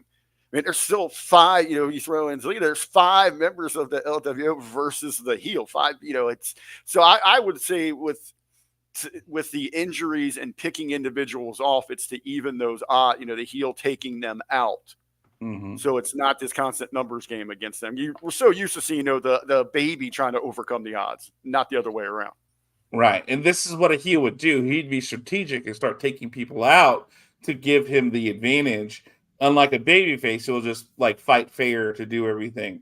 I mean, that's been the whole bit. Like, what is it? With Ray, he jumped him and then he hurt his knee. With Carlito, he jumped him when he wasn't looking and, hurt his shoulder. He tried to do that with Dragon Lee last night after the match, because shocker, he beat Joaquin Wilde, DJZ, who is not even Hispanic. He's Filipino. He's Filipino, right? And he was wearing a baby bib when he was coming to the ring, John. What the hell, bro? Yeah, I don't know. That was weird, man. The Filipinos are the Hispanics of the Asian culture, by the way. No, I'm talking about Santos. Did you see what he was wearing, man? Yeah, no. Rick's reaction made me laugh. Yeah. But because I was actually talking about Santos, but he was a baby bib, man. That's not what you wear, man. What the hell? Well, no, it's essentially a shirt that he just completely cut everything off. So just the front. Look, I don't know. He's wanting to show how big he is, so he made himself look bigger. But no, that's what he did. That was the whole aesthetic, Right. And so gave me baby vibes, bro. I'm not gonna lie. That's what I thought of straight away. And I mean, here Todd Brantley brings up an interesting question. Comment King. that should change if they bring up Angel and Humberto to NXT, and maybe they That would join. make sense. I'd like You know, that. he joins Santos from the new Familia, you know, or the new Legado, maybe. or Legado, yeah, you know, Del Fantasma. Yeah, Del Fantasma. So, you know, I don't know, but I really feel like this is it's a good storyline. It's something we haven't seen in a long time with a heel. One, a heel who's kind of telling the truth from his perspective, and two, he's being strategic in how he goes about taking out the baby faces so that he can have that numbers advantage. And really, you know? he's the one that kind of got screwed, right? When you think about it, due to Right. Carlito's manipulation. But see, I feel like the end game is still going to be Carlito and Santos Escobar somehow winding together here, and this was all a plot to take down Ray. Because my issue is, right, if you go by the normal, you know, black and white wrestling booking 101, you think that Santos in the end is going to lose to Rey Mysterio, and he gets, you know, his flowers for beating Santos, and everyone's happy. Do you know what I mean? That's too easy, though. So I think it's going to go deeper. Somehow we're going to hear about Carlito and Escobar somehow manipulated the whole situation so they have, you know, their LWO eventually. That's interesting, Jimmy, because maybe that's why Carlito's playing this injury game, so they don't have to physically assault one another. Exactly, they haven't touched each other really, right? I mean, when you think about it. Maybe that's the master plan inside. You know, they're just destroying it from within like that. Yeah, and I'm hoping that's the case. or this is just the, you know, Santos views himself as, like he says, I founded this. I did this, and now I have to break it because, you know, it's not what I wanted it to be. This is not what I expected or what I had, right. And so it's up to me to break it. And he said, to snap them out of this worship of Rey Mysterio and how he abandoned me and everything along those lines. They're going to continue to be blinded by him and his legendary status. Then I must break him. You know, I mean, it's, and he's the one, because I made this, so I'm the one who's going to have to break it. So it's a very, almost, you know, like a movie-esque villain type of character, which we haven't seen in a very long time in WB, which is, I think, refreshing and quite enjoyable to watch. I've really enjoyed these segments with Santos Escobar and him, you know, becoming the bad guy because of what he's done. Very well done. The match was the match. I don't feel like it, but the match was just something to continue the story. And then to see now Dragon Lee's involved, who's technically not an LWO member, and I'm sure Ray will make a phone call from his bed. And they'll zoom in with Carlito, who's in his bed, and they'll have a Zoom meeting and saying he's part of LWO. He's going to be since they're both hurt, he's going to be the field general, you know, Dragon Lee will. I don't know, you know, but God, I think it'll be good. If they did that, though, Jesus Christ. You know, well, I mean, it is what it is. Because, I mean, at this point, how is Dragon Lee, if he continues to interfere, not a part of the LWO, how does this not become a thing? Right. You know, and what's his problem? Santos is not even worried about him when you think about it, right? He's not even really mentioning him. Even though they wrestled, he got trounced. He got buried pretty much. Not buried. I'm being sort of, you know. But he lost a glorified squash match in a way, right? At Survivor Series, when you think about it.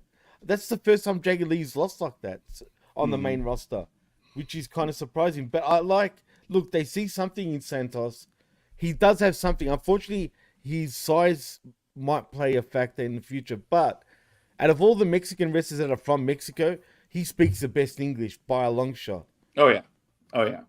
I mean, well, Santos... And that's what they wanted. They wanted a Mexican wrestler from Mexico that can actually speak English. And we've got him with Santos. So to engage with the audience here in the States. Right. So he was what they want. He was what they wanted for Andrade. And they wanted that for Andrade, but Andrade couldn't do it. And so, you know, mask. Yeah, that's all you can say, man. But so we had an interesting, Nick. Just a couple of segments here where after the match we cut backstage and he's on the phone, and then in comes Logan Paul and they shake hands, and Nick Aldis takes off. And then after the commercial break, we have more Nick Aldis as he's in his office, and Adam Pearce walks in and goes, Tell me you didn't try to sign Randy Orton, a Raw legend right under my nose. This was not How did he get the necessarily. inside info, John? That's what I want to know. I don't know, but like, and showing up on Raw. I mean, on SmackDown. Oh my God! Like, look, you had the Paul Heyman, Nick Aldis segment, and then you had this segment, and there was a stark difference between these two segments right now. Like, Adam Pearce felt very over the top, and Yeah, you know, almost heelish. a little bit. And you know, I don't know. This was just weird.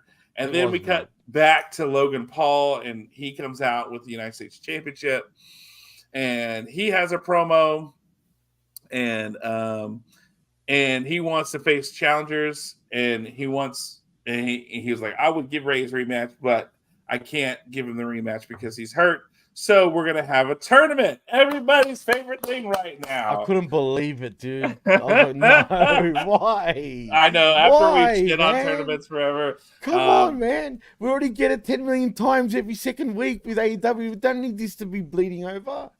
well, look, God. you know, how do you determine who's next for this? So they said, let's have a tournament, and we're gonna have Santos Escobar, Dragon Lee, Karrion Kross, who?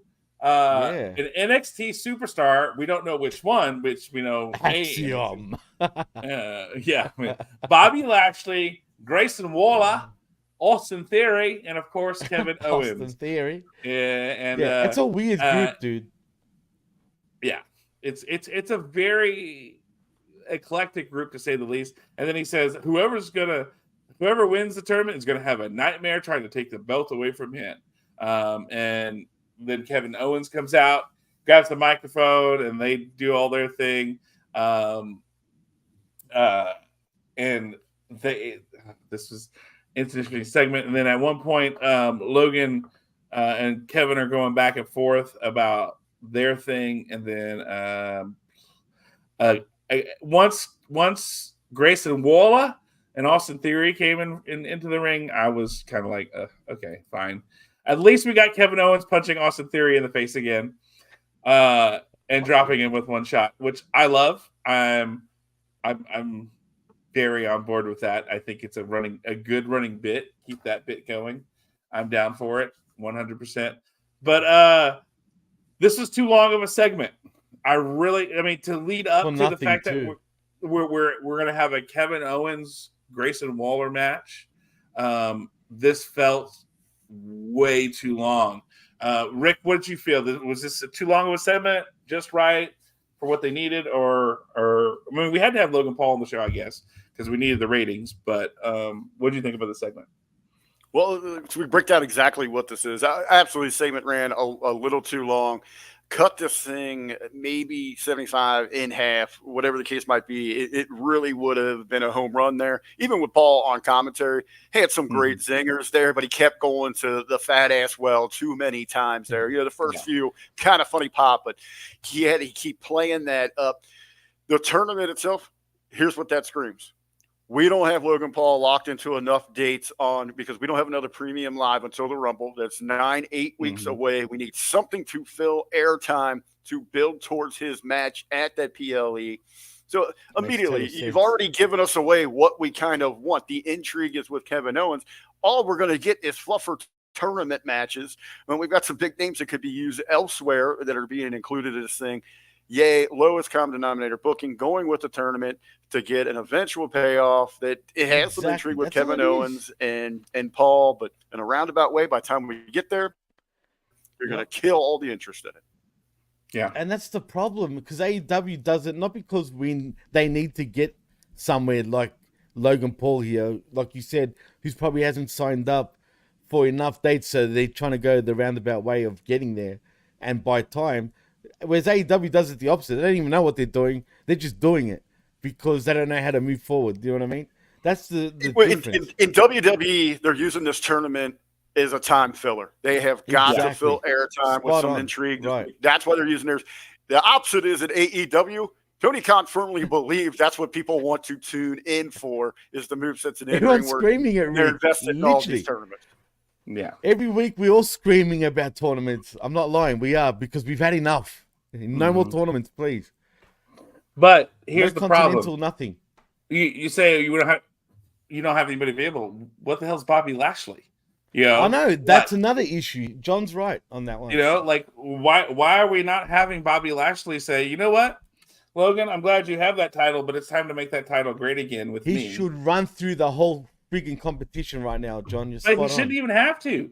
He should be I next know. man up and making Logan Paul defend that on a SmackDown like in 4 weeks' time. To have a mini like pay-per-view SmackDown kind of event before we get to the Rumble, and you know, along those lines to go, hey, this is who you're fighting. This is the Yep. man. You know, you talk about being a prize fighter. Well, I was a prize fighter. I fought in MMA. I was undefeated. You fought chumps for real life. I was a professional. Let's have this match. Let's go. That I'm boy, going to he show you starts what a saying real that. fighter's about. Yeah. Like, you have Bobby Lashley right there. I know, Why and it is writes he not? itself. You don't even Yeah. have to think hard for Bobby Lashley. Literally, it's Lashley. It writes itself. I mean, I don't know what's going on with that, John. Why have they done this to him the last few months? Really, know. when you think about it, it's strange, dude. and you just go back on Logan Paul. Logan Paul has fought the Yep. MMA guys. He's boxed, you know, he's boxed all these various people. He goes, okay, well, you've never wrestled me, and I have done all those things and more, and Yep. I'm undefeated in professional fighting, and I'm, you know, I've held that belt and I've made it what it is. Let's go. Like, you know, you like challenges? Spot on. Here's a challenge right here. We don't need a goddamn tournament to do it. We have Bobby Lashley who could do that right there, and I don't understand it. Neither do I, man. But you know, I look. You had to sell this in some way, shape, or form.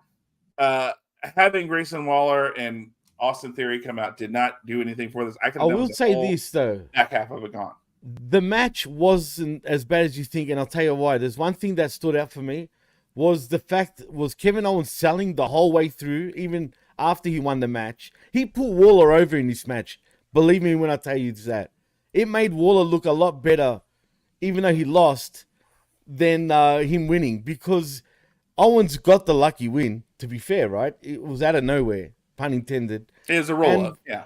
Right. And since when does the babyface do that to someone like a heel type of for Waller? You know what I mean? I think they see a lot in Waller. I don't know why, but they just do. I think they do. He's a good talker. He's got that cockiness about him. But also, did you notice he was working the body part on Owens the whole match? You know what I mean? As a freaking wrestler that understands psychology should do. And Owens was selling for him all the way through. Even when he done the senton off the top rope, he had his arm like in as he done the senton. And I thought, you know what? Good on him, man. Because there's not many people that sell like that anymore, or even attack the limbs and concentrate on the limb. You know what I mean? That's rare these days. Yeah. And these guys actually did that. So I'll say that was positive. And that's something like Butch does. That's something European wrestlers do. And so, which is what's not something American wrestlers we see normally, is that body part focus and But isolation. why? That's weird in itself. Because as Americans, we want to see the giant suplex off the top rope and a falcon arrow into a da da da da da da. Like, I mean, like that's exciting. It's not 1080. exciting to watch a guy kick a guy in the like. Think about MMA it matches. used to be exciting, right? Yeah, Right. You know, think about MMA matches where you just guys eat kicks, and then finally he can't stand anymore, and you know he's not a ground pounder. So then the guy gets him and he chokes him out, or they wrestle on the ground till it goes out. I mean, it's not exciting, but it's a win. It's a strategy, you know, that you go for it. So I really feel like the match was fine. I did not have a problem with the match. It was a lead up to the match that like it made it feel like this match was going to be a big deal, because I know we were announcing the 8-man tournament and all that fun stuff, but there was a whole bunch of stuff that led into this for a match that was just a match. Like it wasn't, Right. this didn't even affect the tournament. This was not a tournament match. Yeah. This was just, hey, we've been having Kevin Owens and Austin Theory and Grayson Waller wrestle for the last 3 weeks. Let's just keep it going. We've had this giant promo. They're going to be in this 8-man tournament, but this isn't a tournament match. Yeah, right. We're gonna wrestle. Exactly. This isn't How a did they tournament come match. up? I don't know. But why that particular group of wrestlers? WWE's not known to just. I mean, they can be lazy. Don't be wrong, but usually Right. they do something to have that group of wrestlers in this tournament. They didn't do anything. They just announced them. They didn't tell you why. It was just here you are, bang. But Rick is right. We know why they're doing it. Yeah. So, we've gone there. Then we have we're not talking about CM Punk and his promo on Raw. Hey, I'm not here to make friends. I'm here to make money. Okay, cool. Which has now been meme-ified across the internet. Cool. That's the only reason. Yeah. That's the only time I saw that promo is that I said, oh, because that was the white shirt he was wearing on Raw. So that's what he said on Raw. So hang on. I really hate to interrupt, terrible timing, but your return box just came. Okay. Just so you know. Okay, thank you. If you need to go and get it, John, go for it. It's good. It's good. We're almost done because I got to get out of here soon anyway. Okay, so after that, we had we see Damage Control backstage before their match, and Dakota asks Bayley if she's cool, and she says she is because they want Bayley to stay backstage when they go out for this match. Which again, interesting story, interesting idea of okay, what are we doing with Bayley? Continuing that intrigue of what's going on. I do like the intrigue part of Bayley being the odd person out, being asked to stay back, being kind of left out in the cold. She's edge of Judgment Day. So the Judgment Day angle with Edge all over again in many ways too, though. I know you said that every week, but still, it's a fun angle. It's a fun thing to do. This is a way to change the group without breaking up the group, right? Like, but do you think they will stay as Damage Control though, John? That's the thing. I don't know. Who cares? It's different. It's Japanese control after that. I mean, think about it. Judgment Day was going to be some mystical thing, and because they got rid of Edge, they've become who they are. And I feel like that's a change for the better in the long run. So at first, it lost its edge, pun intended. Yeah. But they recovered big time, absolutely. But and they'd be stuck with it. That's why. But maybe Damage Control needs to make a change, and this is it. And maybe they say Damage Control, but changing that persona. Are you saying they need to be doing Damage Control right now, John? No, literally? That's not exactly what I said at all. It's not exactly what I said at all. So we have this match where it's Bianca Belair with Charlotte and Shotzi on her side versus Kairi Sane with everybody else on their side. Again, man, like for a main event match for the night. This is our last match of the night. It's not our end of the night, but it's our match of the night. Like none of these matches wowed me tonight. Like this was. It's been like that for the last few weeks. To be fair, John. You know, this been weird, dude. Yeah, but for a main event match, for something that you want to be the last bit of wrestling on your show, you want it to be good. I felt like this was way under par of what was expected. It didn't do a lot for me. I felt like it was kind of maintaining the status quo of what we had from the pay-per-view and everything along those lines. The only thing that happened is that Bayley comes out to help, but still loses but Kairi still loses in the process. Like okay, so Bayley didn't listen. She comes out to help. Kairi, high fives her, yay, and then Bianca still wins in the end. Like, yeah, okay, fun. Then okay, so are they going to get mad at Bayley for coming out because she didn't listen and she stayed in the back? Probably. Like I don't know. Like maybe they're doing it on purpose. They're losing on purpose just to get Bayley out for I'm I don't thinking know. too deep, really. It's I don't know, not the Rick. Case. Rick, am I overthinking this, Rick? Was this better than I'm thinking, or what? Just help me figure this out. Going back to what I was talking about earlier, the top end of the WWE Women's Division is very good. But this is a perfect example of too many parts in motion that aren't up to par with their style. Just a lot of sloppy spots, people looking for positioning, things not clicking well, and it's not translating to quality television. Yeah. Well, and I mean, look, Retro Bro, you need to chill. Send him in the sin bin, bro. Look, send him, bin him right now. That's it. You're out. You got a yellow card before. Retro, I think you're this close to getting the red card. Give him the red, John. Yeah, look, we're almost out of here. I can't because he's on a guest destination. Only your guest can delete the comment. I guess he's on yours, Jimmy. Oh, so you can ban him. I can't ban him. Then he's gonna come back. You can superhero, but I don't disagree with you. Like, I did like the fact that we did see last night the ref go, "Hey, y'all are out of here." I love when the ref kicks people out of the match. Like, I always enjoy that. I feel like that's great. It means the ref is doing his job, and we're not going to get something stupid, but then we end up getting something stupid anyway. But I don't know why, but it harkens back to when an umpire throws out a manager or a player in baseball. I just love it for some reason. I guess because I'm a chaos monkey at sometimes, especially when it's like, which people don't understand. Like, if the moment, if you're a batter or a pitcher or a catcher, the moment you say something about balls and strikes to an umpire, you're gone. There's no, you don't even have to say, yeah, you don't even have to say like you're a fucking idiot or any, like you could say that was a strike. That's all you have to say.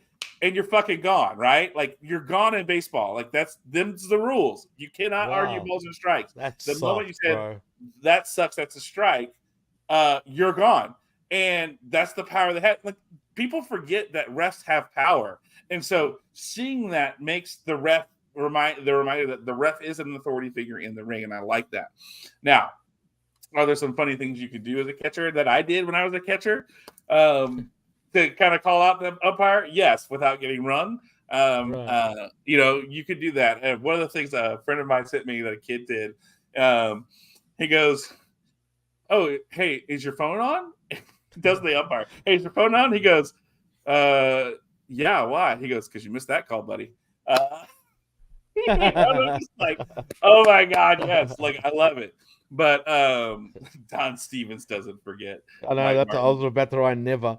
But I like that aspect of it. I liked the kicking out. I liked some of the, but there was not enough in here to make me go, this was a good match. I think there was, the highlights were some of those things, but there wasn't enough to make this a worthwhile match to end the night. And I agree with that at the end. So let's get to this last part where we have a commercial break and come back. Nick Aldis and Adam Pearce are standing in the ring as Aldis introduces Randy Orton to SmackDown, and his music hits, and everybody's chanting Randy. And like, it was really weird. Like, it felt like Aldis and Pearce were like kind of shoving each other to give Randy the contract and be like, hey. This had Bruce Pritchard written all over it again, dude. It's a Vince style too, man. It's just you guys just fawning over each other.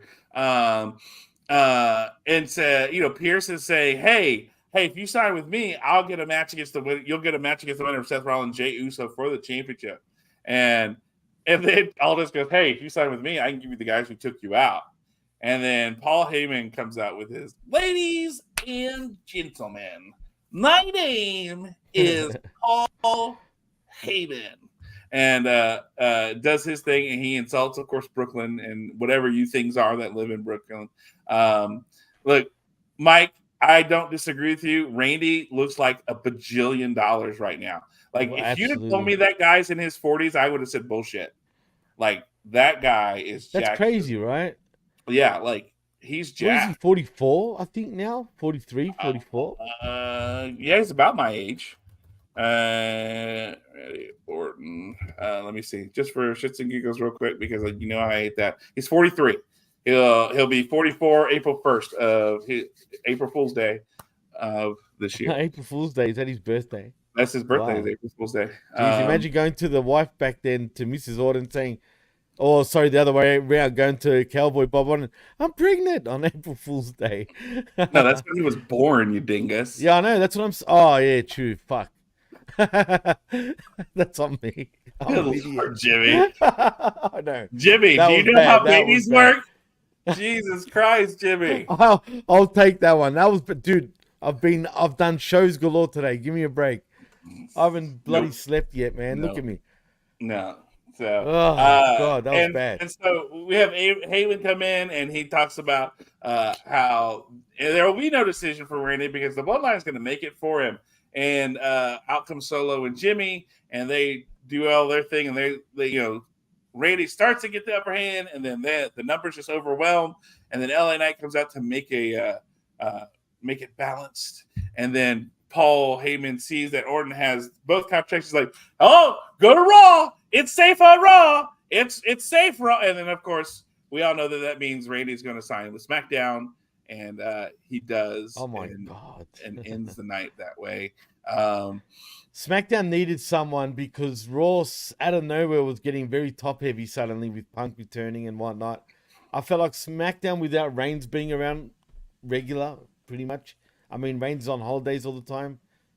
They needed someone big on the SmackDown end of things because I don't know what it is the last few weeks, but the energy is missing. It's not that the shows have been really, really bad, but there's some sort of energy missing from the show, and I feel like Raw, he's gaining a little bit of momentum in every sense too. But Well, I think it's done simple. on purpose by design though, because of the TV rights. It's very simple. What's been missing on SmackDown the last couple of weeks is their top champ Roman is. And I'm not one of those people that believes he needs to be there every week. I'm not harping that, but No. he isn't there regularly. Neither do I. You put your second tier title, the U.S. Championship, on another person that's not going to be making regular appearances. You're going to get those sporadic throughout.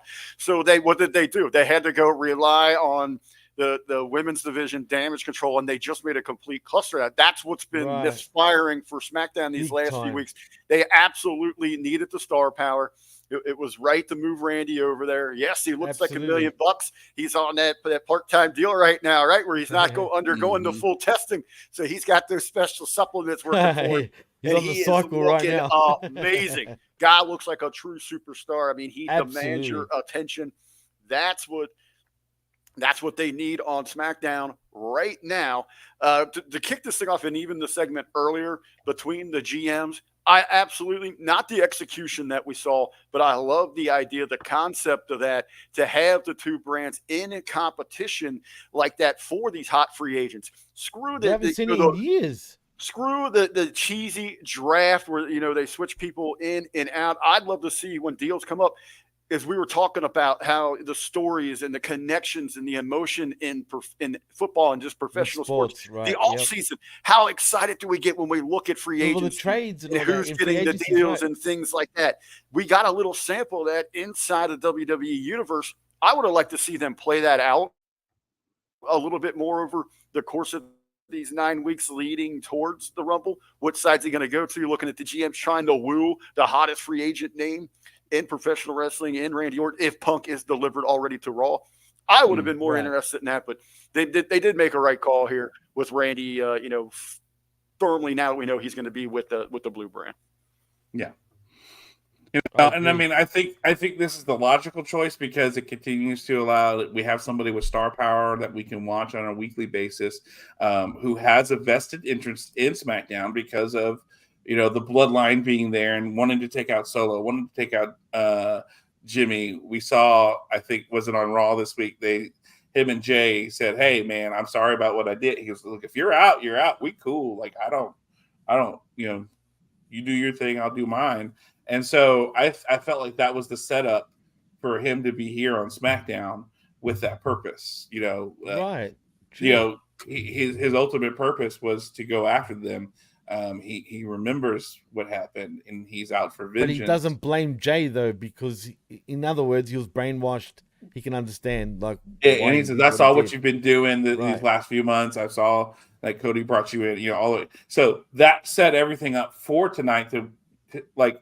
Let's be honest. This was like the least suspenseful decision that was ever going to be made because we kind of set it up on Monday. Right. It was super obvious and everything along those lines. And then when it was even more obvious when Paul Heyman came out and said, "We're going to make that choice for you. It's going to be safe on Raw. Don't come here." So I don't know, but I feel like this is definitely the energy. Well, now it feels like in the arenas we have the energy because of Randy Orton and the noise and the sound that when everybody that song hits, everybody goes just absolutely nuts. The RKO being out of nowhere. Survivor Series, dude, really. But I mean, they went bananas last night. Punk level, yeah, they did. They went bananas last night, and that's what SmackDown needed for this moment to make this 2-hour show, which is going to be making its transition next year to USA. Whenever I don't think has USA Rick, do you know have they said when they're going to put SmackDown? It wouldn't. October, wasn't it? It's Next almost year? like a year. Yeah, It's in October. 2024, but it's like towards like the fourth quarter of the year. So I mean, it's quite a while, like October or something like that. Will it be like a Friday though? Will they keep it on Fridays? Have they said if they're going to move it? No one knows. No, it hasn't been made official. I think everyone's just assuming they'll roll with the Friday time slot, but nothing's set in stone. Yeah. So, well, Mike Mike Martin, yeah. yeah. You want news? I You get remember Orton not CM Punk, but Well, I mean, they advertised Punk's going to be on SmackDown next week. next week, Live. right? Oh, what? I missed Yeah. that. When? Really? Yeah. They said it multiple times on the show last night. Are you sure they weren't hyping up to because the way they lettered that shit, it looked like you're going to see Punk last night on SmackDown, but really they're just showing the Next Raw week. thing and whatnot. You'll be Really? there live. I missed And that. John, I know you're real quick up this. So just a closing thought from my end on the show here. We're talking next week. One of the, I was really disappointed to see the hype and what they're putting in for the tribute to the troops, which, if you're looking for these specialty shows to really set some things off and spike some ratings, they just said, hey, we're just going to, they announced a handful of matches that you could see each and every week. We're going to get another variation of what that cluster they got going on with the women. We've got this stupid tournament. I mean, you got Bobby Lashley and Cross. So why aren't we doing something to acknowledge Bobby Lashley as the soldier, as the veteran, what he's Montez done? Ford. Yeah, Why Montez it's Ford as something? well, yeah. I understand they're the heels here, but take a moment to acknowledge that. Line up some special guests. Let us know they're going to be making appearances because not only do they love pro wrestling, they love the WWE, but they love America. They love the truth. Why aren't we making this a bigger deal than it is for a special attraction next Friday? Especially when you really don't have a lot going on. You've got some lower end bowl games. Nothing of great competition for you. Really disappointed. Again, that WWE didn't step up to the plate with something special here. Yeah, and I mean, to me, the tribute for the troops was always a show I looked forward to, and I would try to find when I was younger, I would try to find it on VHS because there was something special about it. Especially when they did it at bases or different things along those lines. But then later on, but lately, it's felt like mailed in and less than. When it should be a really big thing, like you said, something special, something unique. And we're not getting that anymore. We're not getting that connection to the troops. I mean, hell, you've got people on the roster who have been soldiers. Why are we not highlighting them? Like you said, I think, great call, Rick, on that. I feel like, if we're going to go do something like that. Now, why are we not doing it near Veterans Day in November? I don't know.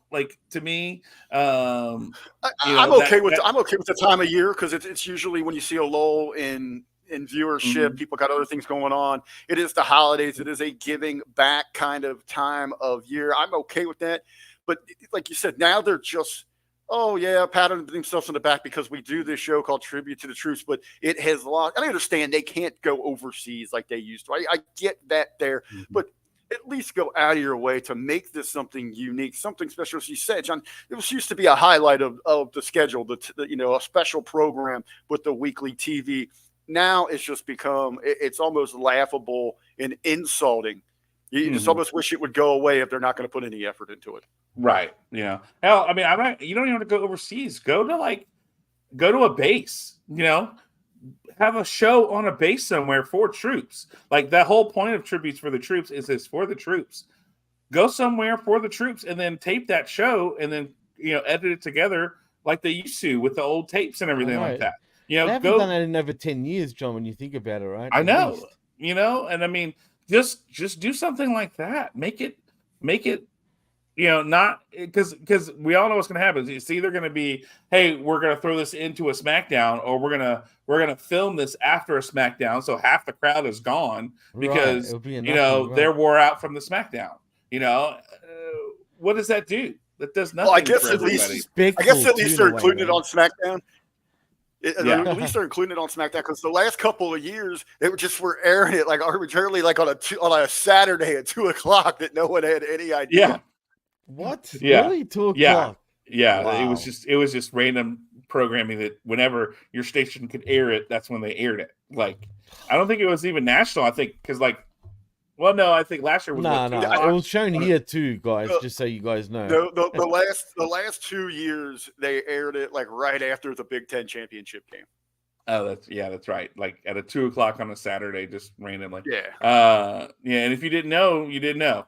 So, Rick, let's give this show a grade, A through F. Is it passing, failing? What letter grade do you give the show, Rick, for this week? They're going to be a little favorable. Give it a curve here because they hit with their big announcement. I wish we would have had a little more play into it. I'm going to give this thing a C plus. You get Randy committed to the SmackDown brand. It adds to their star power. Not much in the wrestling. It's like the stories.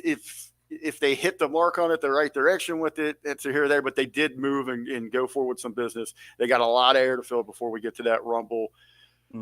If this is how they're going to start the gate, I'm not too sure it's going to be that exciting of a ride, but we'll see what they've got. Okay, Jimmy, what grade are you giving this?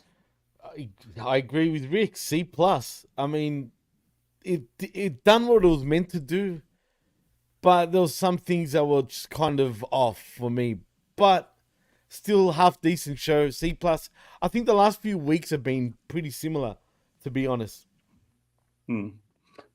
I'm gonna be honest. I'm gonna go a C, maybe pushing a C minus, because you had Randy, you had you guys, you both have said things of if they would have hit this, if they would have hit that. That's the whole point.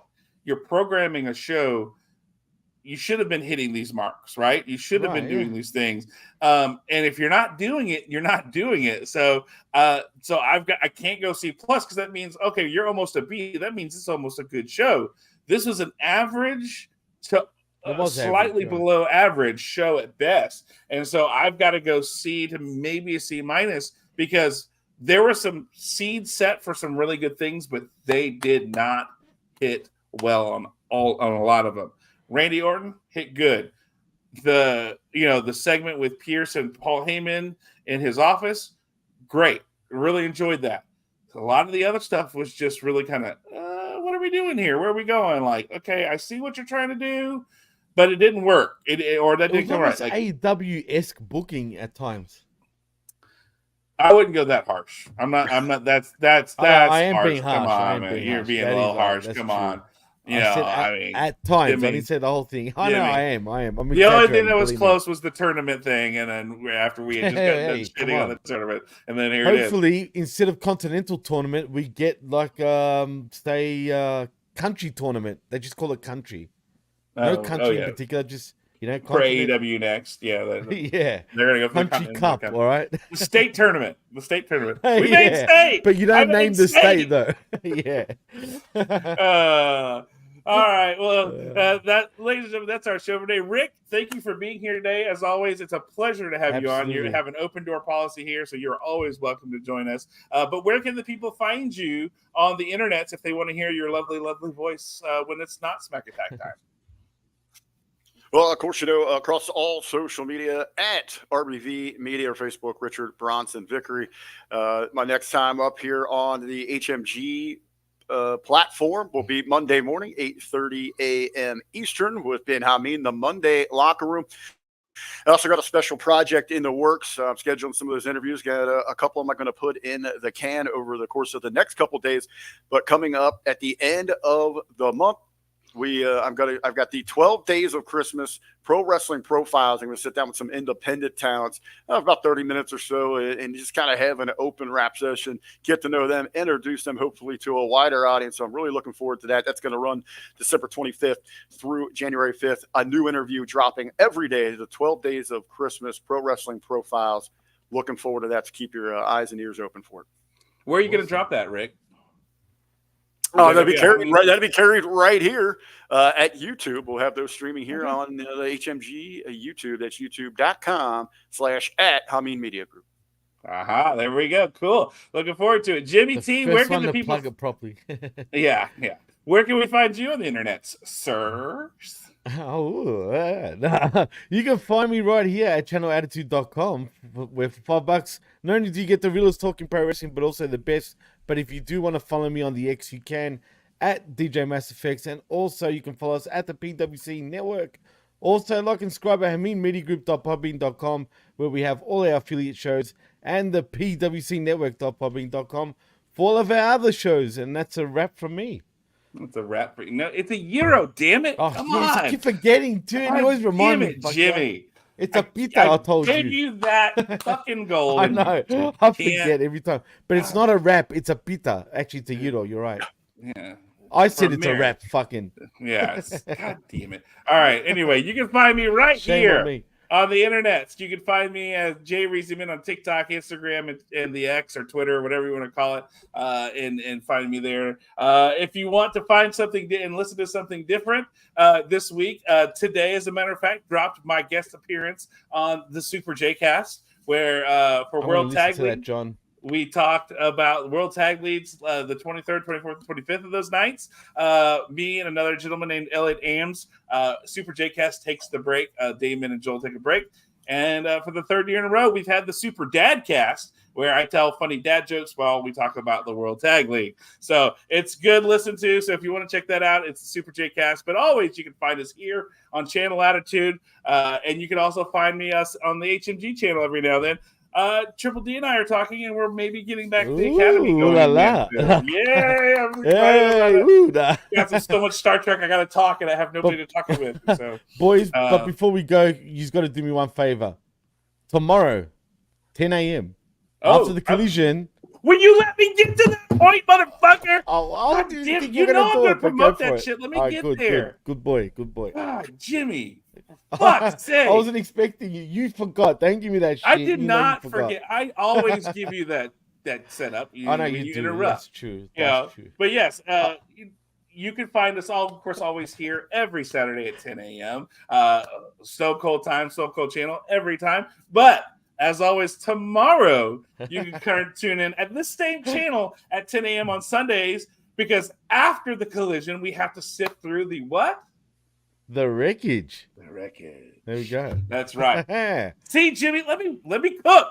Jimmy, let me cook. God damn it. thought you weren't gonna do it this time. Damn it. God Jimmy. damn it, pal. God damn it, dude.